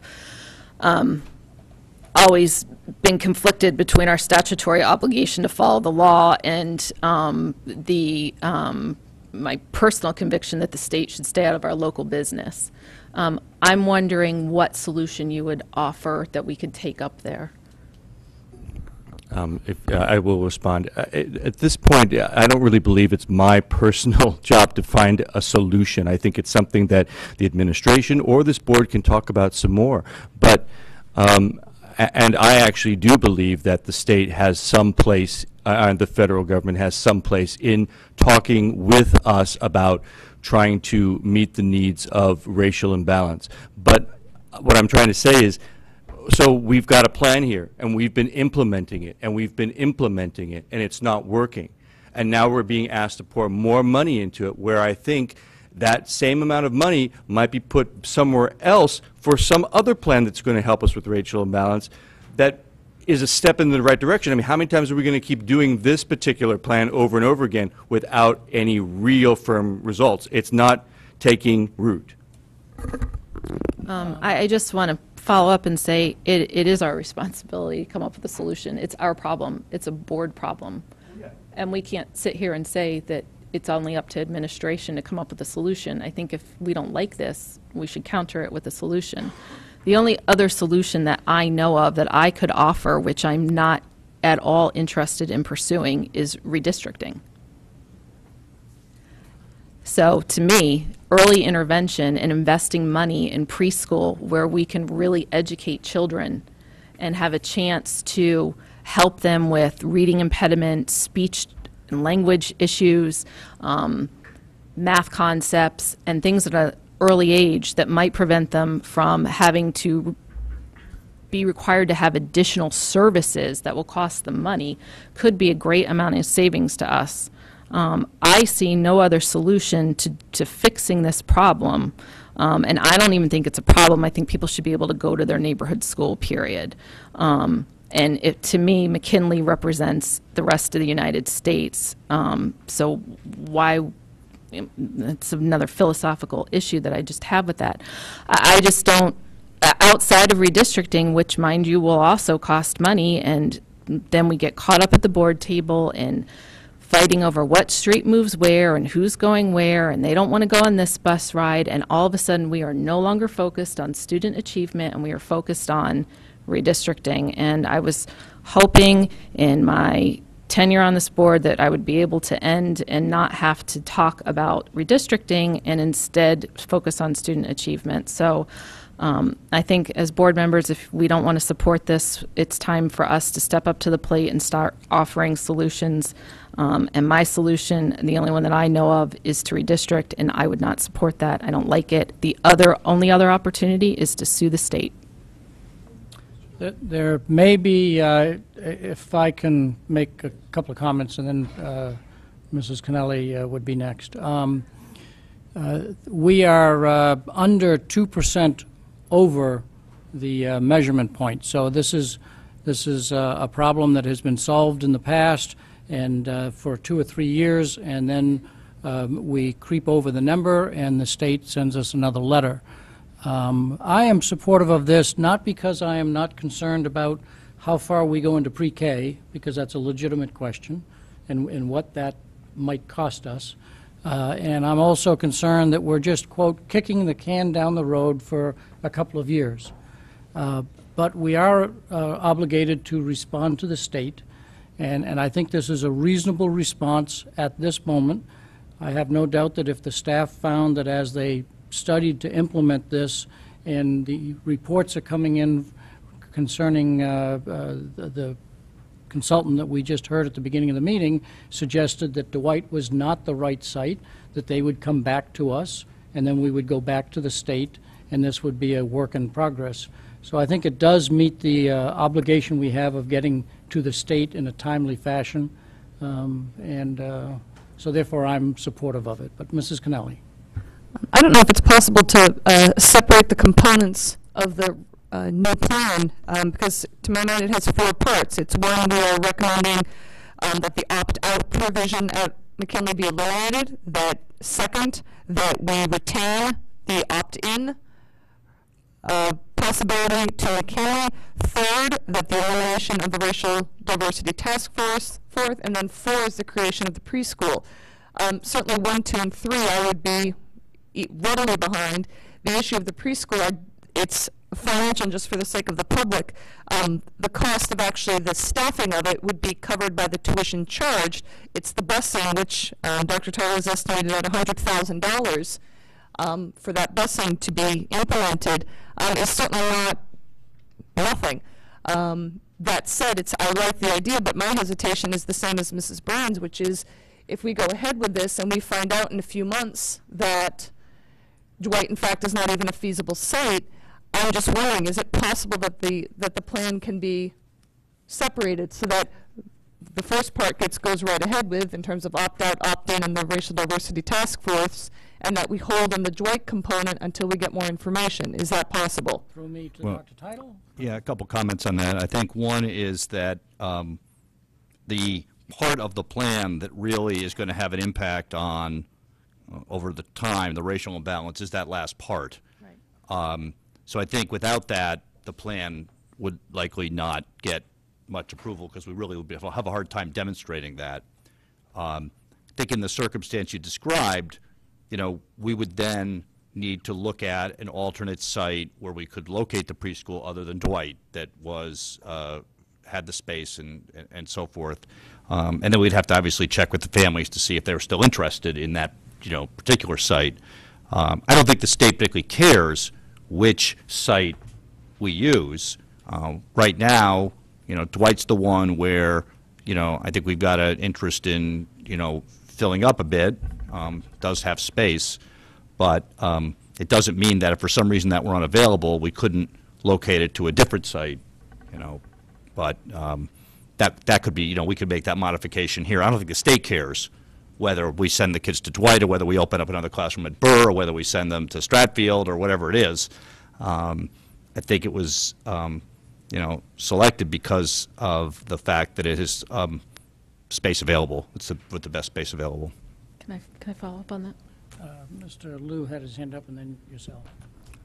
Through the chair to Ms. Iacono, I did say, if you were listening, I did say that not only the administration but the board could talk about this. And we never really had an opportunity to discuss other ideas. So, and I'm not saying that we had to have one, but at this point, my opinion is that if you have something that you've tried over and over and over again and just keeps not working, there's that expression, why would you continue to do it again? And that is where it's not and then I think if that's the way some of us feel, then yeah, we could sit and talk, the administration, the board. We haven't had, the board has not been given that opportunity yet, so that, I think, answers your question. I was just asking if you had a solution. I wanted to comment on the preschool thing. Dr. Title's not giving himself enough credit. When he and John Mottola went up in front of the state board the last time to talk to them about the racial imbalance issue, the state Board of Education did a 180 as soon as the preschool element was involved, and all of a sudden their ears perked up and they really liked it, and that's what really sold that program. So I'd hate to see this component go away. The bottom line is we're beholden to the state on this, and I don't like the fact that it's going to cost $100,000 in busing. As I said before, I don't like the fact that we have to do anything. I think McKinley's a wonderful school that doesn't need to be messed with. But I do think that's a key component that will help get it passed. I think we have the issues in front of us. Unless there's additional commentary that would be helpful to the board, are you ready to make a decision as to what to go forward with? Mrs. Brand. Just one comment. I think as we're moving forward and we're looking at these issues, we get as a board proposals, and we evaluate the proposal, we vote it up or down, but I don't think it's incumbent on the board members to come up with the proposals. That's really not our purview as board members. So I know what Mrs. Iacono was talking about. You don't like to criticize something without having an idea. Certainly we can send the email ideas to the administration, but that's actually not our job as board members. Thank you. I think that completes the discussion, and so it's time to go to the public. Is there any member of the public that wishes to make a comment on the McKinley Racial Imbalance Plan? And the description of how you may talk is at the bottom of the agenda. Any members of the public wish to come forward? No members of the public. Thank you very much. Are we ready for a vote? All in favor, say aye. Raise your hand, if you will. One. Mrs. Kennelly, Mr. Convertito, Mrs. Gerber, Mr. Dwyer, Mrs. Iacono, Mr. Fattabine, Mr. Kerry. All of opposed. Mrs. Brand, Mr. Liu. The motion passes 7-2. Thank you very much. The second item on our agenda is a discussion and possible action on proposed amendments to the 2012-2013 student calendar. The recommended motion is that the Board of Education extend the 2012-2013 school year for any additional incurred no school days for a maximum of 5 school days beyond June 21st, 2013. Any days in excess of 5 school days past June 21st, 2013 will be taken from the April break. For the purpose of getting the motion on the table and for discussion, do I have a person who's moving the motion? Mrs. Iacono, seconded by Mrs. Brand. I believe Mrs. Iacono originally put this forth, so if you'd like to make the first comment. Sure. In looking at all of our days that we were dealing with, unfortunately it takes a catastrophe to realize best practices. And in hindsight, I think what we should have done when we took away the February vacation was recognize that we only had one vacation left. And we probably should have, at that time, I think, froze April break and added days to the end of the school year. Because the kids are going to have to go, and the teachers are going to have to teach, and the staff is going to have to deal with going to school from basically January to July without a break. And I just don't necessarily think that's healthy. So I offered up this as a possible solution. It's not the only solution. I know in working with the board, it's a lot of times easier to have something written to work with that can be amended and adjusted rather than just kind of leaving it open. So that's my suggestion. I'm not married to it. I do personally think it's the best solution for us for those reasons that I stated. It'd be healthy to get a break. My other concern is I really think that people are going to go away for April break. And I think we're going to have excessive absenteeism just because it is the only break that we have. And given everything that has happened the past couple of months, I think people that booked things are going to want to get out of Dodge, so to say. So my other concern is just the number of absenteeisms that will occur during the school year from students and families who have already booked their vacations. I don't think it's going to be one of those years where they say, oh, we're just going to stay. I kind of think that this is going to be one of those years where they say, I want to get out of here. That's just my personal, opinion. Take it for what it's worth. I'll start over here and work around. Mrs. Brand? Yeah, 2 things. One, I looked at it perhaps because my kids are all out of the school and they're older. And one of the things I was thinking about, it is a very long haul You go with just several days in February, then you go all the way through March, and if we start to go into April, we have a very long time, I think, for staff and for students without a break. April vacation for juniors in the high school is frequently the time that they go to visit a lot of schools, because February you can't always do it because it can be prohibitive with snow, is to take a look at what it's like for schools in operations with students on campus. It is also the time when a lot of seniors actually visit the schools to determine whether or not that's the one they actually want to attend. So there are other uses just other than vacation. The only concern I have relative to doing it this way, and it's, again, this is hopefully not a scenario we're going to be revisiting a great deal because this was hopefully an unusually bad storm that we're not going to repeat, but my point is that, is this contractually acceptable to go beyond the days that we had already written in so that we're not going to have any issues with staff? Because when we did it before, we had a drop-dead date, if you will. Now we're going beyond that drop-dead date, and I just want to be assured that that's not going to be an issue. Is that a question through me to Dr. Title? Please. I'm saying that right now the staff are on notice that April might go, so they kind of have to reserve that time to work, whereas the end of June, could you have staff absences because people have something pre-scheduled that they can't get out of? Was that is that your angle, or no? No, contractually I think we're fine. Yeah, contractually I think we're fine. You know, the calendar is within the board's purview. If there's a change in the number of days, you have to negotiate the impact of that, but when it's scheduled is your purview. So I understand that in April, we probably would have absences among students, but the staff expect that they might have to work, whereas in June, we might have absences from both categories because people have plans. Is that true? Is that a correct statement? Well, we have staff absences in April also, but what happens there is they pretty much have to do it, unless there's some extraordinary circumstance, they have to do it without pay. We didn't survey staff to determine, who has unalterable plans, in the last week in June. But I think you may have equal parts, in both. I mean, you could have student absences in the last week in June for a whole host of reasons. You've got camps, you've got people with summer jobs, you've got lots of things where, none of this whole situation is just not good. There's no great answer out here. It's kind of the lesser of two or three evils.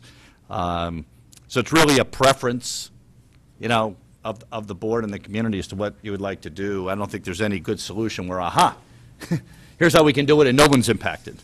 Mother Nature has spoken. Mr. Carey, did you have any questions or comments at this time? Mr. Fatterbean? Well, the only comment, I think this solution being proposed is probably the best of the not very good solutions. So I'd probably be in support of it. Mrs. Gerber? Yeah, I just had one question in this sheet here that Dr. Tile gave us. He does mention a couple of other possibilities. I realize that none of them are ideal, but there is the, holding school in lieu of the Professional Development Day on the 15th. And then number 3 mentions 3 days. I personally would feel the most comfortable with having school on the Good Friday as opposed to President's Day or Memorial Day.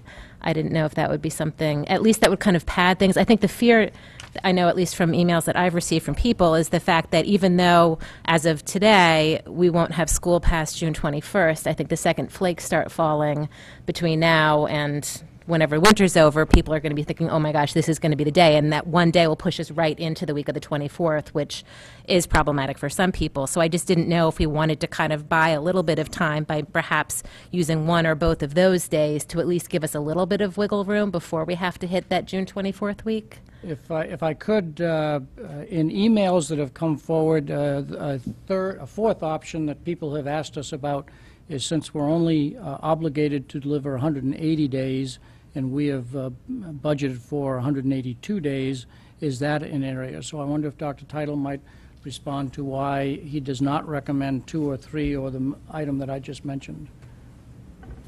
Well, 2 or 3 I put out there, I thought, fairly neutrally. Okay. I was just trying to lay it out and not necessarily take a position. But I I'll speak to that. I'm reluctant on this professional development day because that's an important element to our improvement work in the district. And so I really hate to lose that because, quite frankly, if you move that to the end of the year, you really drain it of any value. Plus, because you move it to the end of the year, now you only have 4 anyways. So you're not picking up a day, really, right? Because then you can only extend the school year by 4 because you'd have to reserve the Friday for the PD day, such as it would be. Right. And we know how that works because we did it last year because orientation got hurricaned out. Convocation did. So I'm not sure that buys you a lot, and we lose the benefit of the professional development day.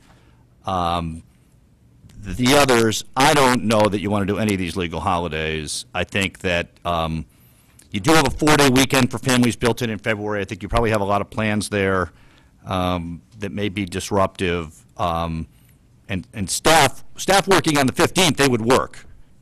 The 18th could be problematic. I think Good Friday, you'd have a tremendous amount of staff absenteeism from people that are celebrating that particular holiday. And Memorial Day is probably a non-starter. I just put it on there because it's legal. Some of them are not legal under the state. The 182, I mean, that's something that was negotiated. That's something that is instructional time. That to me is a last resort kind of a thing. I just think at this point, the town has sort of bought and paid for 182 days of instruction, and while not every day is equally valuable, we have families that are counting on 182 days, and I'm sure there are families who they could occupy their kids, they'd like to go away, they're going to do it anyways. But we also have families that they're counting on us for 182 days, and the town bodies, when they approved our budget, we promised 182 days of instruction and 5 days of staff time. So those are all, in my view, suboptimal. But again, it's not a hill to die on for me on any of these. So it's really up to you. Literally up to you. Any other and I don't say that often. Okay. Any other comments or questions? This is your chance. Absolutely. Thank you. So just to reiterate, no matter which way it goes, it's going to upset somebody's plans. I definitely understand people's wanting the kids to have a break, but I think looking at this, and yes, we have learned something, but I think we should apply that learning to the next calendar. I think we should stay with what we have here, which basically is sort of the contract that we spoke when knowing that we might lose the last week of June and it might go into April. We knew that, we put it in there. I think some people have made plans accordingly to that, but that was our, whether it was a Hurricane Sandy or snow, that was how we had set it up, and I think we should just be consistent with it. The kids will have weekends. It's not ideal in terms of having a break, but I think there's going to be more problems on the other end of June, and so I think that for me, that's how I would vote, in that I would just keep it the way it is and stay the course. Thank you. Mr. Convertito and Mrs. Cannelli, do you have any comments or questions? After last year's discussion on calendars, I'm almost leery to even talk about it. Having heard from a lot of people, and I put it out there in a blog today, my feeling is to leave it the way it is. If we lose the days in April, we do lose the days in April. I would, however, be in favorable of reducing the school year from 182 to 180 to give us that 2-day slack at the end of June. Mrs. Cannelli. Through the chair to Dr. Title, a question, if you could walk it back from the 5 days to 1 day at a time. I know how the elementary school would be impacted by moving that extra time into June, which unfortunately might involve some videos, but I understand the elementary perspective, I understand the middle school perspective. From the high school, I know in Greenwich, that last day where students are required to come in, it counts as a school day, but it's non-instructional. They're going around to their teachers getting end-of-year reports, i.e., the mass absenteeism on that day has absolutely no impact on the education that they have received. So would that fall, if we added, for example, that Monday as the first day, you know, heaven forbid we do have a snow day, would that actually be a final exam day? What would that be in the high school? What does that 1 day extension and then taking it to 2 and 3? I honestly don't know. Does anybody want to take a stab at it, Mr. Hatzis or Mr. Coyne? Whoever would like to speak to this. I can't remember. That's a final exam. That's like an exam makeup day. It is. It's Yeah. a makeup day. So Right. that way, if any student had missed prior 4 or 5 days, then they would take their exam on that last day. The other thing that's impacted is our graduation date, which is traditionally on the last day of school, unless it falls on a Friday, and then we would have it on Thursday night. Right. So that's why that's one thing that would be impacted. So it's on a Monday, that graduation would be moved to Monday. Right now, we were anticipating that graduation would be on evening of June 20th, Thursday night of June 20th. You actually could keep that. Yeah, you could keep that. Any other questions or Right. comments from the board on this item? Mr. Convertito. And just another comment. Part of the reason for amending the calendar that we did last year was so we didn't have kids go into school this last week of June. And speaking from one of those people that sat on that black dais at the high school graduation last year, Next. Dr. Title, and handing the valedictorians towels to wipe their faces down, okay, and water bottles being handed up from behind. I'd hate to see us go into that last week, and I would just urge the board to leave the calendar the way it is. If we want to create 2 more days of slack, then let's just terminate the year at 180 days and get rid of the extra 2. Yep. One more comment. Yeah. I guess what I'm wondering is, we didn't used to have this many snow days. I mean, years ago we had 3. Now we're up to 5, and I looked at the proposal for the coming one. I know that's another discussion, and that's even larger. I hope that your forecast is not accurate. And I think, as Mr. Liu said, this is not a win-win. We're just all trying to struggle and trying to come up with the best solution. I think where we are at the moment, one last, right? Again, if we put in 1 day of wiggle room, that would not impact graduation? Correct. Because I would be in favor of amending this to giving it 1 day, that Monday in June, knowing that the impact educationally would be minimal. It would be a saving grace in there to hopefully save April break, hoping it's not more than 1. I also would not be in favor of adding 5 days in June, of as painful as it'd be sticking with the status quo. But 1 day added in June as a safety net, I would be in favor of. I don't know about anybody else. Well, let me I review. think Oh, I'm sorry. Where we are at the moment is that if a majority of the board wishes to put all 5 on the end of the school year, you pass the motion as is. If you're interested in limiting the number that you tack on at the end of the year and the balance go to April, then you change the number 5 to whatever number somebody wanted to make a motion for. And if you wanted to stay entirely with the way we are, you just simply defeat the motion and the existing calendar plan stays in existence.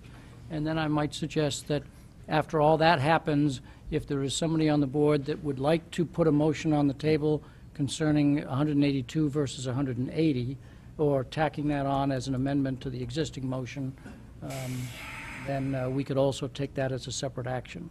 So first, on the number of days, is there any board member that wishes to make an amendment to the motion concerning the number of days?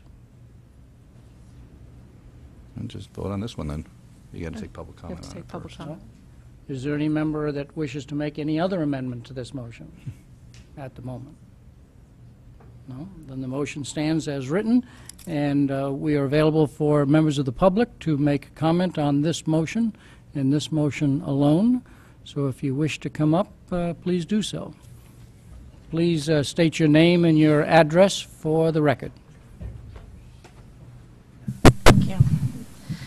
Suzanne Miska, 123 Rygate Road. I think June 21st is long enough. I don't foresee why we need to take this down to the end of June. The letter that's attached to here that was asked of the Acting Commissioner of Education basically comments about an unavoidable emergency. As far as I'm concerned, everything that's been laid out by the Superintendent of Schools in cost state nothing less than this town just went through an unavoidable emergency. And why we wouldn't use that option to go in front of the state and ask to have the 5 days if we exceed that, I don't understand why that's not even an option. I mean, other towns in the state of Connecticut, Greenwich during a tornado/hurricane was relieved of their amount of time.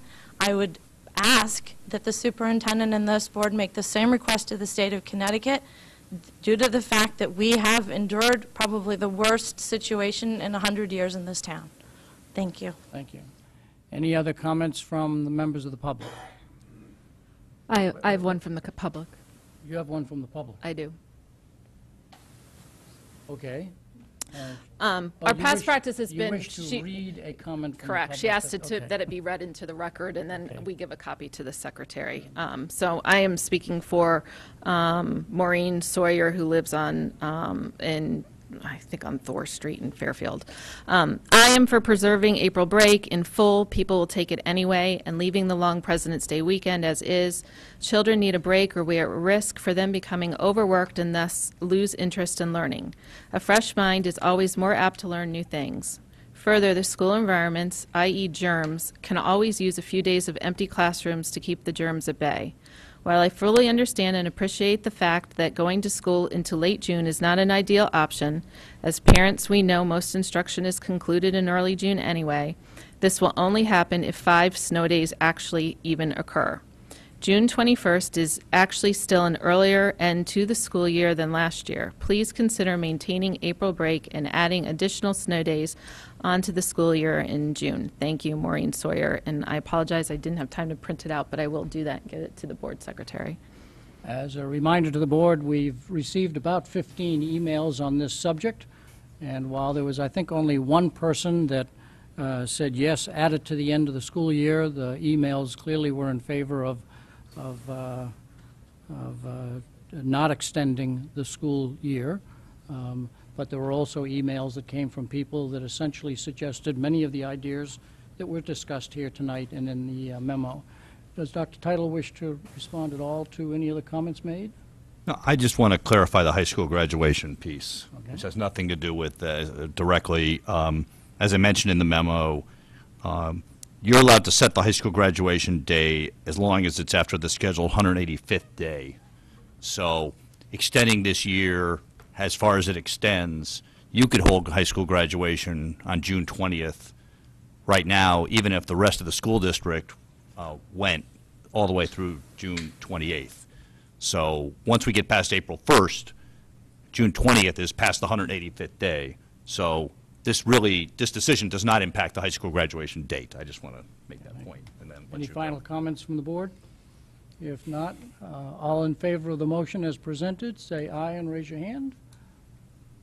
We have one, Mrs. Gerber, Mr. Dwyer, Mrs. Iacona, Mr. Fattabine, Mr. Carey, and Mrs. Brand. All opposed? Ms. Kennelly, Mr. Convertito, Mr. Liu. The motion passes 6-3. Thank you very much.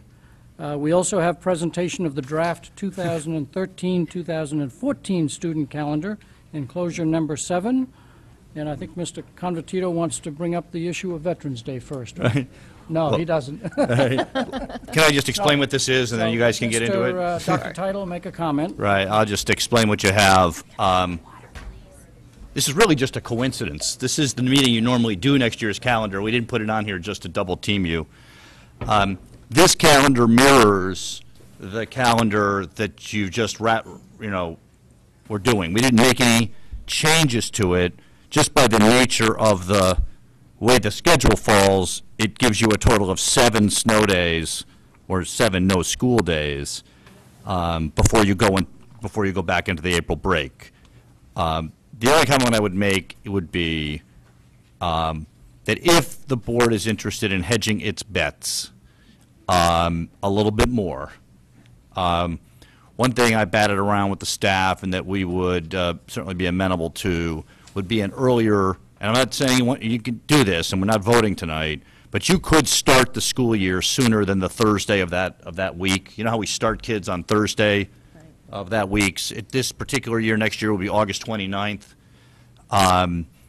So it's possible to back that up by 1, 2, or 3 days. Okay, so if you're looking for a place to hedge, okay, that's a possibility. I mean, it's hot.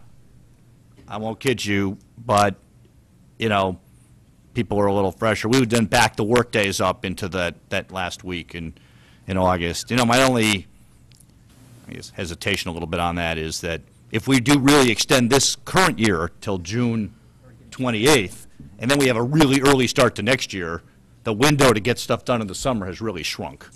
So, we've got building projects and a lot of work that we do in the summer. But I just want to say that's something that I don't know was fully really on the table last time because a lot of other issues took precedence. But if you were looking for a place, that's something you might want to consider. And with that, I'll let you guys have at it. Full discussion of this will be, of course, at the next meeting when we're ready to vote it, but comments from the board are welcome relative to giving guidance to the superintendent as they make the final presentation. Mr. Liu, and then Mrs. Iacona. Thank you. Superintendent Title, you were reading my mind. I can't, personally, I've always wondered why we have those 2 days, because it completely, if you're coming back from a vacation, it cuts your week in half anyway. You have to come back and get ready. I think we should start on the 26th and just have that week as a school week, and then we can have all the snow days. They can come at us, and we're going to be okay.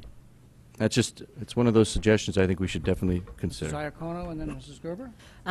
Yes, I agree. And I actually wanted to do this last year, but we were trying to get some buildings open, so I never put it on the table because they needed the time for construction and that type of stuff. My only recommendation is I wouldn't start right on that Monday, just in case people do want to take every last bit of the summer and they get back on a Sunday. They could have at least the Monday to recuperate, but I would be interested in starting on the 27th and picking up those 4 days. It's also nice to kind of let the kids break into school, so to say, with a somewhat shortened week. But I would definitely be in favor of moving days back. I'd be more in favor of starting on the 27th. Plus, I think there's a PD day then that sort of helps with the teachers. Mrs. Gerber. Yeah, I guess my only question through the chair to Dr. Title is when would the teachers have to report? If we started school, say, on the Monday or Tuesday, how far back would that push their end of summer? Right, so they would come in the previous week. So under the scenario that I described in the beginning, if school started on the 26th, the one that Mr. Liu spoke of, then teachers would come in on Wednesday the 21st, would be convocation. So you'd have 21, 22, 23 would be the teacher work days, and the kids would come in on the 26th. If you did what Mrs. Iacono said, then teachers would come in on Thursday the 22nd, work the 22nd, 23rd, 26th as teacher days, and then school would start on the 27th. So you're talking basically a 3-day window that the teachers would be coming in ahead of the start That's of school. how it works right now, right. So you see like like in August, there's 4 days underlined there. So the 29th is the first full day of school, and then the other 3 days are there. Now you should see that the orientation for grade 6 and grade 9 occur the day right before it. Right. So one argument in favor of not, would be to maybe keep that in the same week as the first day of school, so families coming back.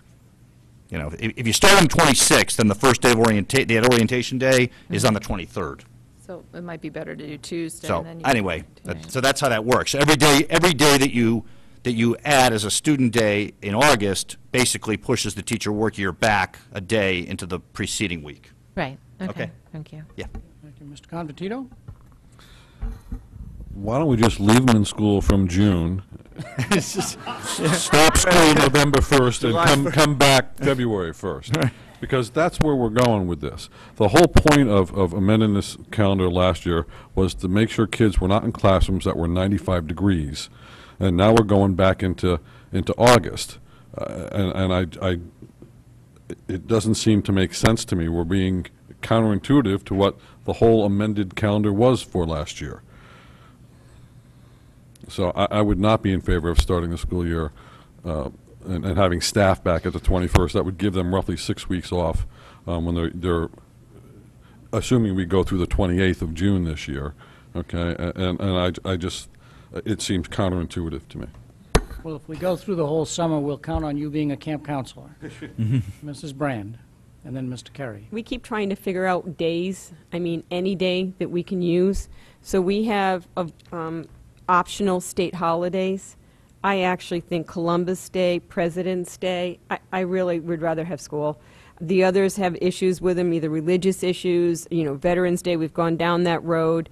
The veterans came, this is their preference. But Columbus Day, President's Day, that's We already go to school on Columbus Day.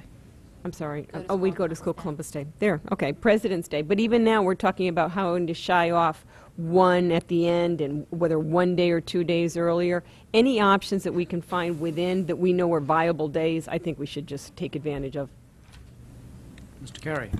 In terms of, I'm trying to recall the setup for the teachers, those 3 days, how much is planned activity where they're required to either do PD or organizational meetings with administration, and how much is kind of free time to set up their classrooms?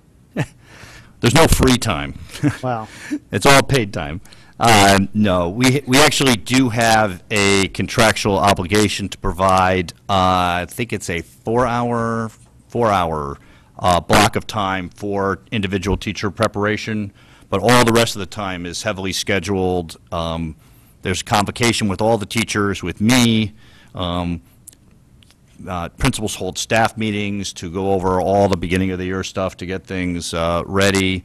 And then there is a full professional development planned system-wide. So, you know, they're pretty heavily scheduled days right now. But some of it is individual teachers' time by contract. They're allowed to be, you know, working independently, but the vast majority of it is time scheduled in for district professional development and meetings. Okay. At the moment, did you have another comment you wanted to make? Well, no, I mean, one of my follow-up question to that was if, for whatever reason, this spanned across a weekend, if you look at this 26th or 27th scenario, would it be possible to make the buildings available to the teachers if they wanted to have that time to set up the classrooms over the weekend versus during one of those 3 days? Well, on a voluntary basis, teachers Right. come in. But not, obviously not requiring them to, but Right, if they want yeah. to. I mean, we don't always make it available over a weekend necessarily, but we have teachers who are in like all summer working on their classes. And we have a lot of teachers that come in those last couple weeks. Sometimes we have to hold them at bay because we have programs going on or Park and Rec are using the building. So we try to preserve, you know, the last couple weeks in August to allow teachers in there. So there's still time, you know, for teachers to get in, even if we back it up a day or two on a voluntary basis. Okay. Yeah. My only other comment, Mr. Dwyer, is that I too, like other board members, have always wondered why we're starting the school for 2 days, having 3 days off, then a 4-day week. It seems to me that it would be more challenging, especially with the younger students, to get them into a routine. So irrespective of the start time, having a little bit of a longer runway the first week, I think might be helpful. And I'd, you know, be in favor of hearing more about that. If, A couple of things. I mean, if we're talking about the 29th to the 26th, you're talking about getting out of school on June 6th. And I really don't think that, I'm completely opposed to that idea. I also think there's a voice that needs to be raised for the faculty that you've just taken away. We all know what people do with that last weekend, and that we're being sensitive to 26th versus 27th and making families come back. You've also got your full faculty then that you've just taken that away from. And I don't think that that's a minor point. So I raised that issue, and I also would like to raise the issue again of Veterans Day. I assume you want me to keep that for the next meeting. yes. But we will put your name next to that agenda item, not John's. So I think the superintendent is in the enviable position, as he frequently is, with 2 or 3 board members thinking one way and 2 or 3 board members thinking another way. And so I would invite Dr. Title to take into consideration the discussion, and if he thinks that there's any change in the calendar as that he would want to make as a final recommendation at the next meeting, put it forth, and we'll have action on it at the next meeting. Can do. Okay, the next item on our agenda is approval of the wage and premium cost share insurance amount reopener of the collective agreement between the Fairfield Educational Paraprofessionals Union, and the rest is all on the agenda. It's a little long. The recommended motion that I'll ask somebody to move is that the Board of Education approve the wage and premium cost share insurance amount reopener of the collective agreement between the Fairfield Educational Paraprofessionals Union CSEA, SEIU, Local 2001, CTW, and the Fairfield Board of Education for the period July 1, 2012 to June 30th, 2013. Do I have a motion? So moved. I have a motion, Mrs. Brand. Mrs. Cannelli is moved and seconded. Do I have discussion on this item? Mr. Fatterby. I am somewhat reluctantly probably not going to support this motion. The only reservation I have, or the hesitancy, is that it's a 2% wage increase, which seems appropriate. But the percent increase in the cost share, I think, is lower than it should be or could have been. And I think the rate of increase that other unions have incurred, such as the Fairfield Education Association for the Teachers, had increased it by a 2% differential between 2011-12 and 2012-13. And they are now at 18% for PPO and 16% at HMO, whereas under this agreement, it's only increasing the paraprofessionals by 1%, which brings it up to a single individual being a PPO of 12% and an HMO at 10%, which is still considerably less than the Fairfield Education Association for the Teachers. So I would have liked to have seen it go up to an additional percentage, so it would be a 2% increase similar to what the teachers had incurred and still be lower than the teachers' contribution rate. So for that reason, I will probably not support this. For members of the public, I'm sure that when Paul says HMO and PPO, you know that he's talking about health insurance and the cost share that our staff have on health insurance, if that's not clear to you. Other comments and questions? Mr. Luke. Thank you. I think Mr. Fatterbean brings up an excellent point. Yes, we are trying to watch our costs, but the paras just really, I think I'm going to vote with Mr. Fatterbean on this.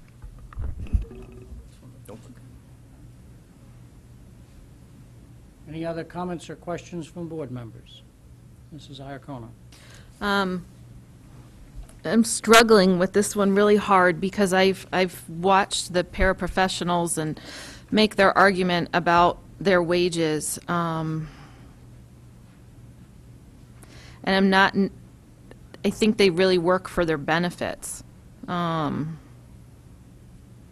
I too want to see us increase this, the contributions to the benefits, but they really don't make any money to practically pay for those benefits. So I have to be honest, I'm torn. I'm not sure how I'm going to vote on this, but this is very difficult. A long time ago I asked for a cost-benefit analysis of what we pay other districts on job descriptions, and that was never really fully vetted out. And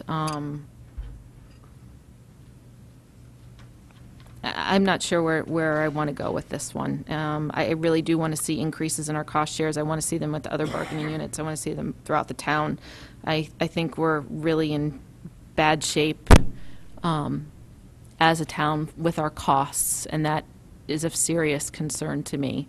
Getting our budgets passed and the costs we incur for medical insurance is definitely a major problem. I'm just not sure that this is an appropriate group to bring up so fast simply because their salaries are so low. Maybe it just needs to be done more incrementally with this group. I think is where I'm leaning, just simply because their salary band is so low for the district. Thanks for letting me talk that out at the table. This is, I remind the board, is a reopener, and in fact, this contract almost immediately will be going into discussion concerning its renewal on June 2013. Who else? Mrs. Brand and Mr. Convertito. I think that actually what you were saying, Phil, right now was one of my thinking process in favoring and approving this. I, too, share some of the concerns with Mr. Fadabine about the percentage versus some other employees. I'd like to see us be more consistent. But beyond that, this is really a short-term thing. It took a while to get here, and the impact of this is really is going to be negligible because we're going to be right back in with negotiations, so I will be supporting it. Okay. Mr. Convertito. If I could, through the chair to the superintendent or his staff, what is the salary range on a paraprofessional? What's the salary range? Pay range. Do you have the contract? I don't know. Ballpark. $16, $18 an hour? $16,000 $18,000? a year. What's our starting, for a full-time teacher, what's our starting wage? Teacher's starting wage in the high 40s? We have the same PPO and HMOs for both unions? Same benefit plans? Same benefit plan? Virtually the same. So on a single person, what essentially is the premium and what percentage does a full-time teacher pay, a first-year full-time teacher? Single ballpark. The cost of single health insurance, the full value of that is about $8,000. So a person making on first year 42.5, is that our number? No, it's higher than that. It's in the high 40s. Okay. Yeah. Is paying $800 for that? 16%. No. 16%. No, they're paying 18% of that. Yeah. So about 14, Right. 15. About $1,400 a year. Right. 1,400 as a percentage of 47,000 is a heck of a lot less than 12%, the same 12% of that $8,000, which would be $1,100, I assume, out of a $16,000 a year annual salary. I don't know that you can push that much more and have people work. Okay, I'm in favor of this contract, and I would urge the board to move that forward. I think you need to choose your targets, and the people at the low end of the spectrum shouldn't. And not that I'm suggesting that our teachers should be the targets either. Please don't take that way. I don't mean that. But this certainly should not be an issue for us. Mr. Liu, you wanted to make a comment? Yeah, I made a mistake. I hate this insurance stuff, and I always seem to get it wrong. But so I put my foot in my mouth. I think I'm sorry, Paul. I'm not gonna go against it. The paras don't get paid enough, and I'll say that really loud. The paras don't get paid enough, and if they want this contract, I think we should give it to them. I appreciate that board members can listen to discussion and, formulate a different opinion. Thank you. Any other comments from the board at this time? If not, all in favor of the motion as read, say aye and raise your hand. Mrs. Cannelli, Mr. Convertito, Mr. Liu, Mrs. Gerber, Mrs. Iacono, Mr. Kerry, and Mrs. Brand are in favor. All opposed? Mr. Fadabine is opposed. The motion passes 8-1. We are now at the public comments portion of the meeting. And so if there are any members of the public that have general comments that fall within the confines of how we've described it here, please come to the microphone and state your name and address and say all that you can say in 3 minutes. 2 minutes. 2 minutes. I'm Elizabeth Moyes, 1120 South Pine Creek Road. As a parent of a child who attends a school built or renovated during the time period PCBs were used, excuse me, I would like to address the issue of risk of exposure as outlined by Woodard and Curran. First, when we discuss the potential effects of exposure, we shouldn't just talk about cancer, Please also remember exposure to PCBs causes immune, reproductive, and endocrine ailments. Additionally, many of the epidemiology studies are not performed on children, they're performed on adults. Therefore, the EPA standards should be adhered to. EPA standards are established with the understanding of background PCB exposure. I'm not sure that such background exposure needs to be as severe as eating contaminated soil. With respect to caulk, it is found within window and door frames, which are frictious surfaces and may cause, just by dint of using them, dust to occur and get into the air rather easily. Last, when considering the financial resources of the district, I would just like to let you know that I have done some research and I am familiar that other districts have sued the manufacturers of the PCB products, one of which is Monsanto. Thank you very much. Thank you for your comments. Any other members of the public that wish to speak? Again, state your name and... Trisha Donovan, 164 Tainer Drive. I'm here tonight to advocate for our students and parents who could not be here and to ask the board to take a more proactive stance regarding curriculum and insist on accountability from our central office, especially in view of the parent eruption at the 8th grade math meeting, which some of you witnessed. Parent concerns come from seeing their parents struggle and lose confidence. Parent concerns should not be ignored and cast aside as irrational or not based on expert opinion. In fact, parents are experts on their own children. The administration carefully avoided any questions pertaining to the implementation of CPM, college preparatory math. Parents are right to have concerns over a math program where students are sharing a textbook between them, cannot take them home to study for tests, are being told to purchase a parent guide if they want to help their students, where students' questions are not answered and they are sent back to struggle in their group. And perseverance is not the answer here. An open forum and a truthful discussion is. Parents, as taxpayers, should have the answers to the following questions. What kind of contract did we enter into with CPM, since there hasn't been approval from the board on a curriculum change or textbook change? Who was involved in evaluating CPM, and what evidence outside of CPM massage data was used? Why did we choose CPM from all the other programs that are out there? Why, when we pay close to $750,000 to curriculum leaders, do we still have to hire outside math consultants like John Keogh and purchase a program like CPM? And did anyone take notice that school districts around the country, from California, Oregon, Washington, Pennsylvania, Illinois, to name just a few, have dropped CPM after a short period or been forced by parents to reinstate a traditional math sequence? Okay. Parents want to know, and the board should want to know as well, and our students deserve answers. Thank you. Thank you very much. Please state your name and address. Michael Cohen-Durham, 12 Park Drive. I'd like to take a couple of minutes to talk about the recent difficulties that surrounded the planned Ludlow court trip to Tanzania. As the father of an 8th grade daughter, this has emotionally been quite a roller coaster. As you may know, this program has begun 8 years ago and has had 7 very successful trips thus far. In the process, dozens of Ludlow Middle School students have been able to broaden their worldviews while helping disadvantaged societies by helping to bring them essentials of basic health care.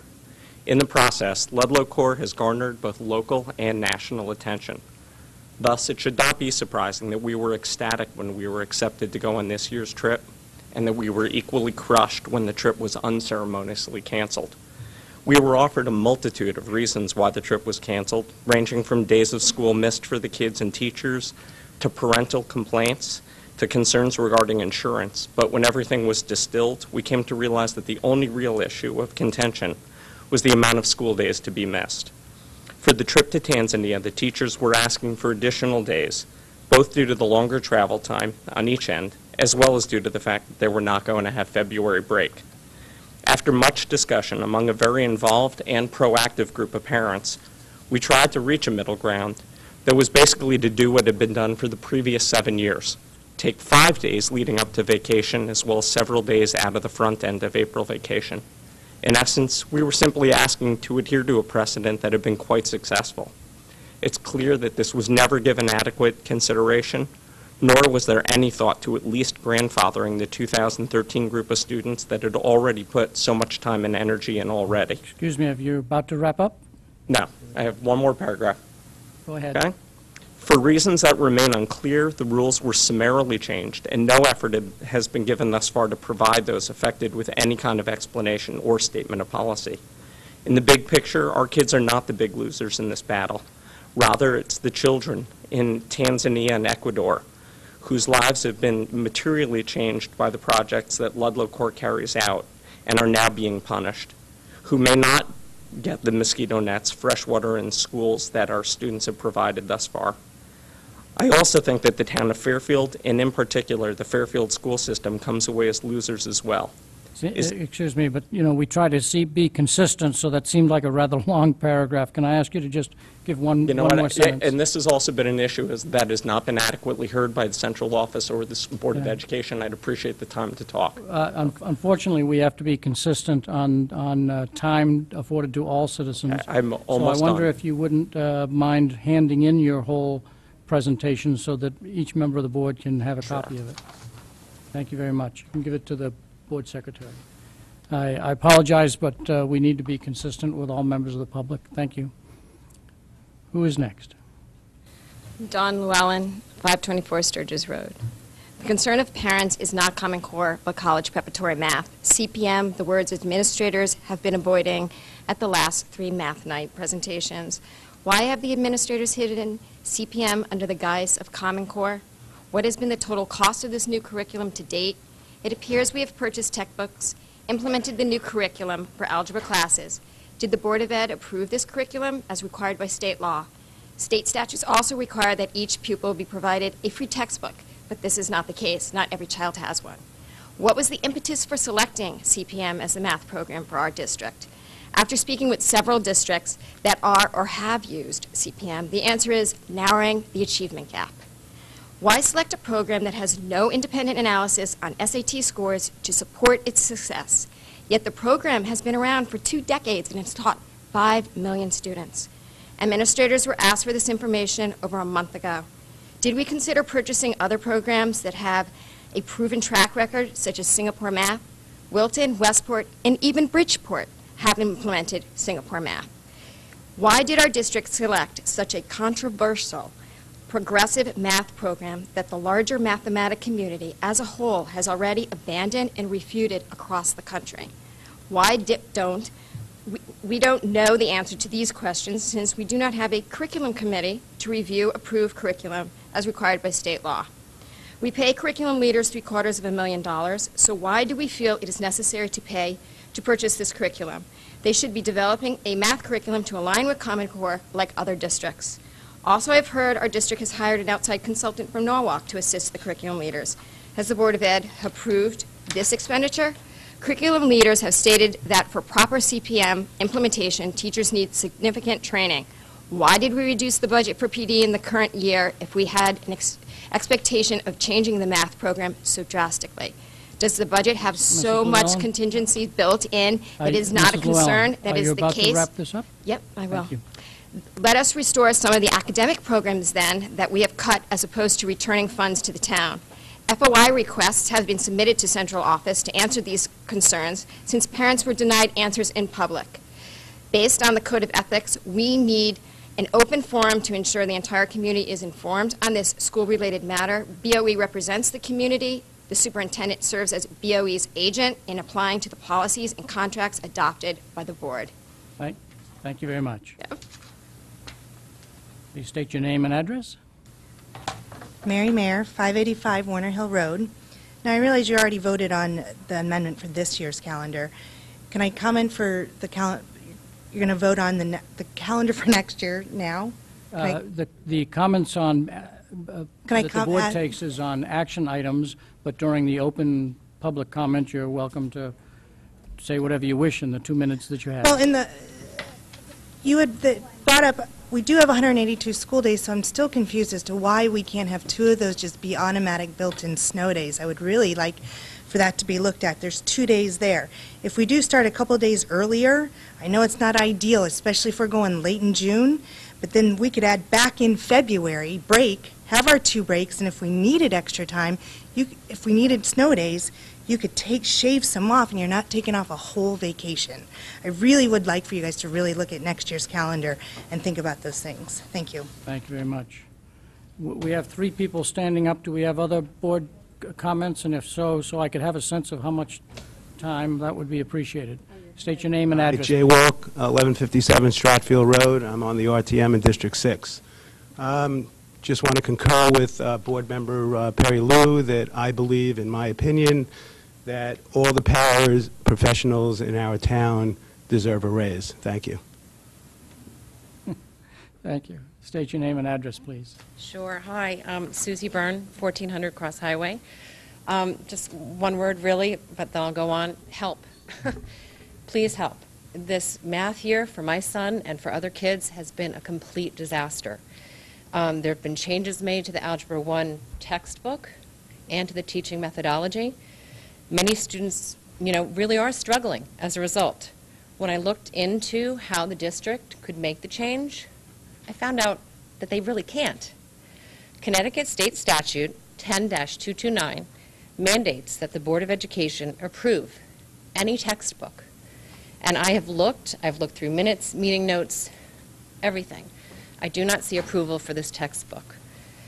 I ask the board that insist that the district cease using the unapproved textbook, Core Connections, and that they insist that the district use instead the Algebra 1 textbook that was previously used and approved by the board.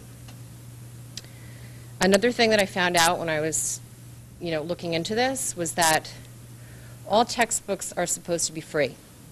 All materials are supposed to be free to all students, regardless of need, in order to meet the needs of the instruction of the student body. In this case, it's not happening. Students are being required to use their own resources, i.e. computers, in order to access the textbook at home. And, as I've hired a tutor for my son, okay, and as his tutor said to me, believe it or not, there are students in the district of Fairfield that don't own a computer. They don't have an iPad. They can't access a textbook. And I think that this is, again, in violation of State Statute 10-228, which requires that the district provide all students a textbook. So I'm asking that the board insist that the district provide all students a textbook, free, so they don't have to use their own resources. Thank you very much. Thank you. State your name and address, please. Hi, my name is Varsity. I live on 896 Mill Plain Road. And actually, I'm here tonight to read a letter on behalf of another parent who couldn't be here in person tonight, but she felt the letter was very important, and she asked me to deliver the letter on her behalf. Her name is Terry Karen, and she lives on 320 Warren Hill. Dear Board of Ed members, I understand that there was a visit from 2 members of the Board of Education to Ms. Corbier's 8th grade Algebra 1 class. My son is in that class. I happened to ask how math was today, and he talked about how there were several visitors to class and how nice it was that Ms. Corbier actually taught the lesson. I asked I wonder if I this could was... interrupt just for a moment. That letter has already been received by the board. Yeah, but she felt that the letter was very important. She asked me to read it for the benefit of the public. Say as much as you can in 2 minutes. Okay, it's a very brief letter.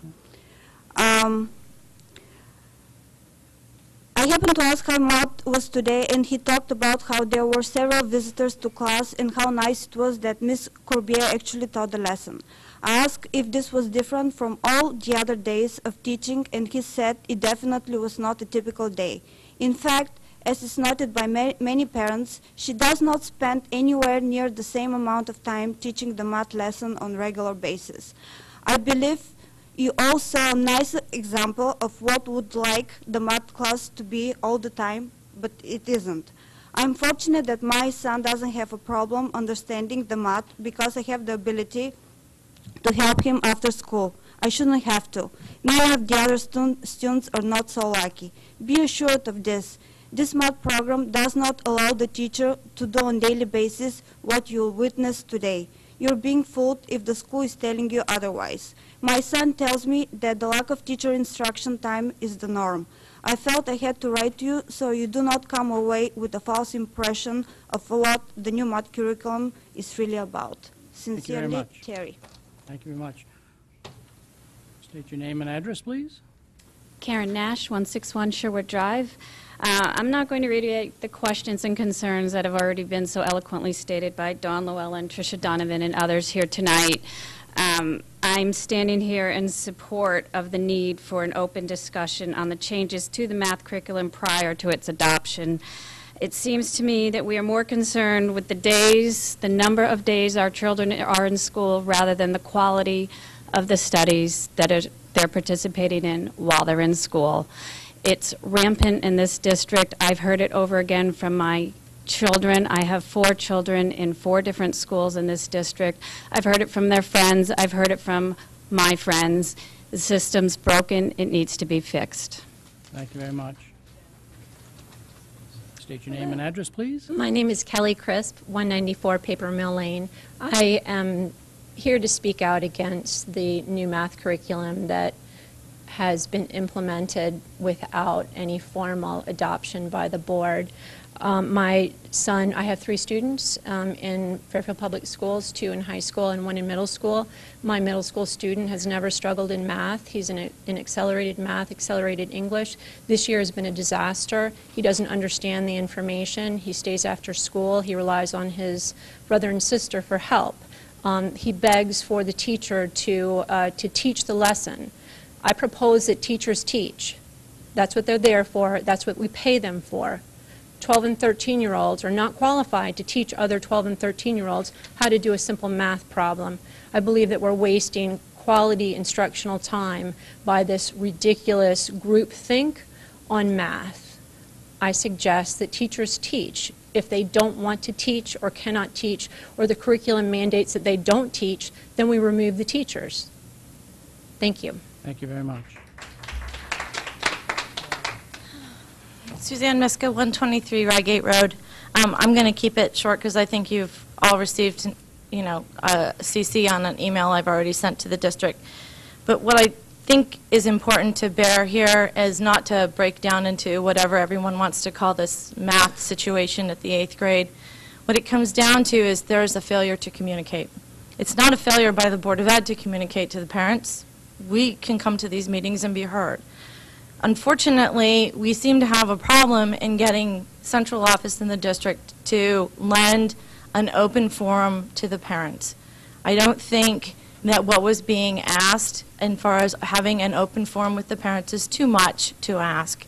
I think the miscommunication presented that evening by members of the central office staff saying that nothing was coming in front of the Board of Ed on spring of 2013, with a letter following up 2 days after that meeting saying they are bringing a curriculum to you, is unacceptable. Mrs. Misker, if I could just interrupt for a moment.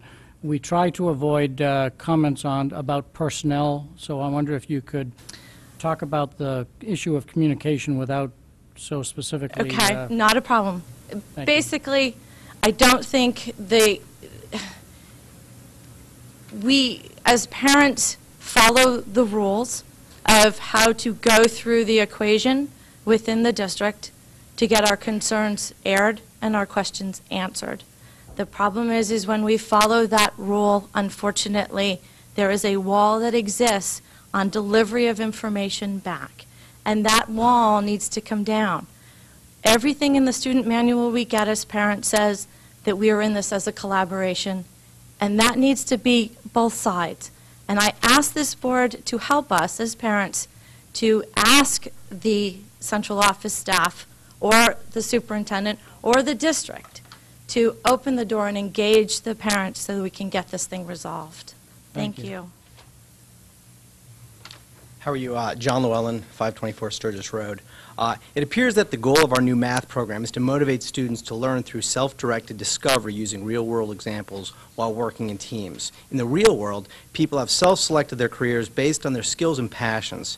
Some become artists, others teachers. Some work on Main Street, others on Wall Street. What am I trying to say? Well, we're all unique. Then why are we trying to stuff our children into the same group using a constructivist method of learning? This is not narrowing the gap, it's negligence. It appears that we are trying to close the gap by bringing the bottom up while holding the top down. I do not think that was the intent of the narrowing the gap concept. If it is, our country's in deep trouble. Although effective teams have diversity of thought and background, they also have team members that have the same objectives and passion for what they're doing. Through years of education and training, they have found what they like, what they're good at, and in a sense, that's not really diverse. The reality of our children in middle and high school is that they have different interests and are still developing and maturing at different paces. While we are holding back the kids that want to move faster and want greater challenge, why are formulas bad? What is the memorization of the times table bad? They allow us to focus on concepts later in life rather than getting out our blocks to do simple calculation. There are many styles of learning. Working in groups is an outstanding skill. That's why we have physical education, science lab, and sports teams. Mansfield was held out to us as a model for college preparatory math that our district has followed. Mansfield has 5 levels of math in the 8th grade. We have 2. For argument's sake, let's say that each teacher is teaching 5 classes a day. A little shuffling of schedules can result in many more than 2 levels per grade. If the administration says it costs too much, please explain. Other districts do it effectively. The number of teachers and students hasn't changed in the equation, so what has?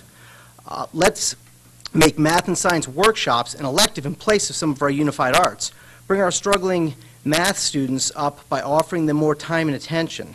Is each middle school student going to play in an orchestra? To interrupt you like I have others, but I'm trying to be consistent. Okay, so I'll go for So another do you have second. 2 Thank sentences left? Yep, I do. Is each of our middle school students going to play in an orchestra? Not likely, but they take almost as many hours of music per week as they do math. And wait, they have more options. They have tech, they have chorus, they have orchestra, honors orchestra, band. You get the point. Let's add some rigor and challenge to our students' math curriculum. One size does not fit all, but all bored children tend to lose interest. Mr. Llewellyn, I wonder if I couldn't ask you to give the whole statement to the secretary so that... I have 1 sentence and the then we're board- good. 1 sentence. Yeah, that's it. While you get to try and implement what you have yet to see proven successful elsewhere, our children get to live with the results for the rest of their lives. I think they deserve some input. Thank you. Any other? Yes. I would like to I hope speak for that- myself this time. Unfortunately, if you've used your 2 minutes for somebody else, it's, you can't get 2 bites at the apple, unfortunately. I'm sorry, but we recognize that you are also in support of the comments that have been made, so we recognize that you came here.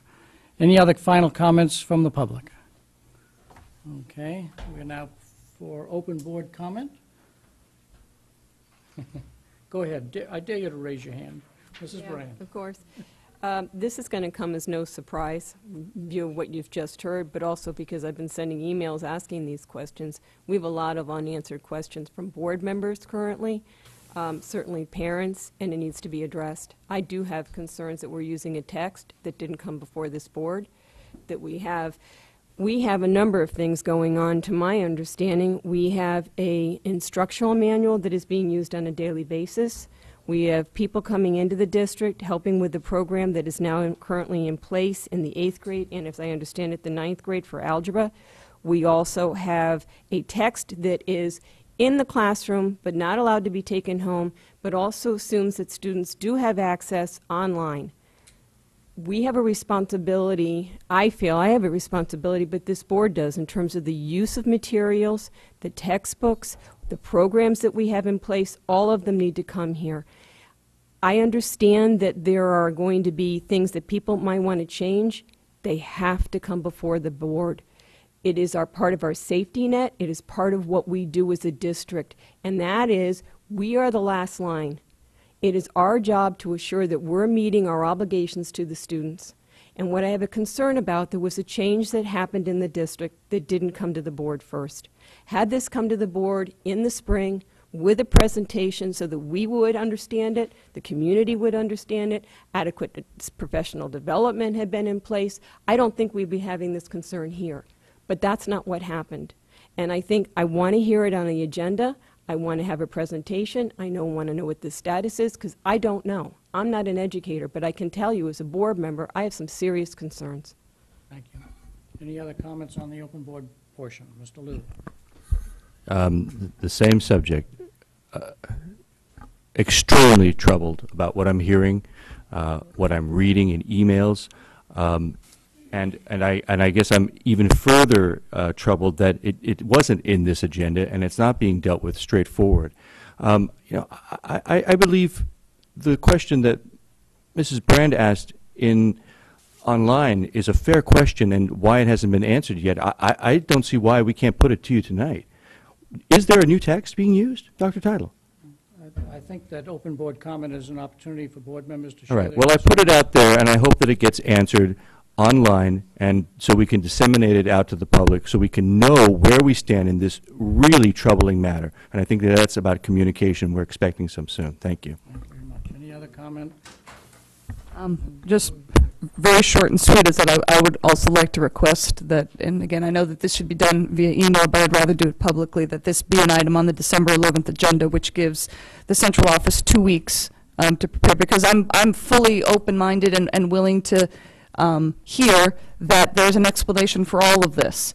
But I do not want to wait for the spring to get those kind of answers. It's not with this much controversy, and I am an educator, and I'm appalled at some of the things I'm hearing, but I also know I'm only getting one side of the discussion.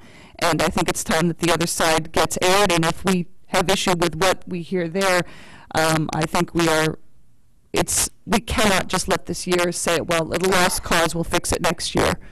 Thank you. Mrs. Gerber. Are you talking on the same subject? Yeah. You go first then. Just two things. One, as administration knows and people who have served with me knows, my biggest pet peeve is the not providing district materials. So I too would just like clarification on that piece. The other thing I just wanted to touch upon, since we're talking about this subject, we don't normally address public comment, but since we're having the discussion, I do want to address the issue of a curriculum committee, because we do have one.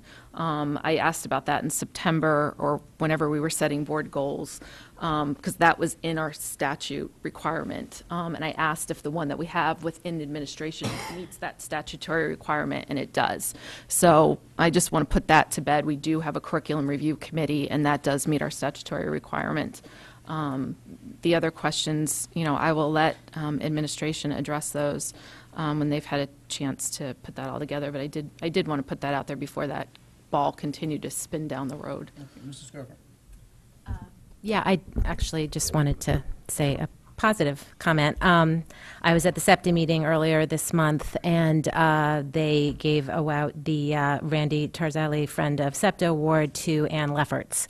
And it was great. There were just so many parents there who stood up and gave their own personal stories as to how Anne had helped them, their children, their families.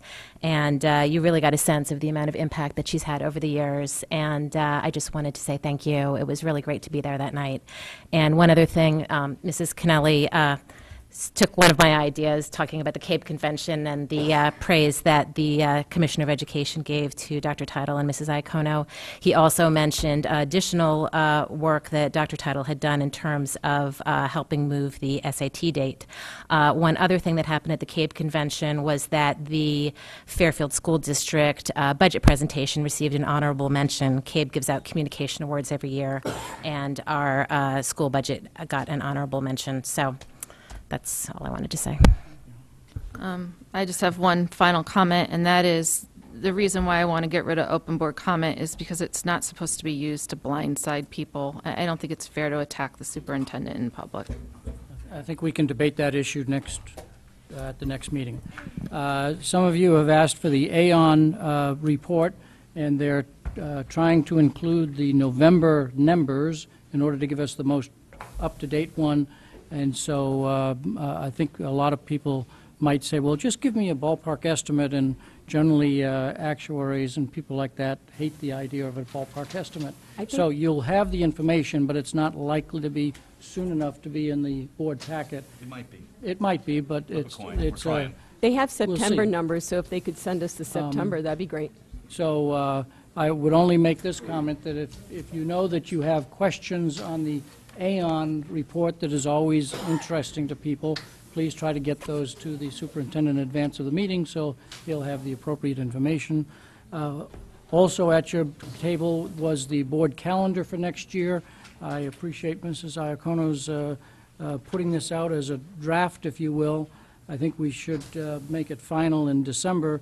The only date that probably should either be listed there or noted is that our bylaws require us to, at this meeting, set the self-evaluation meeting.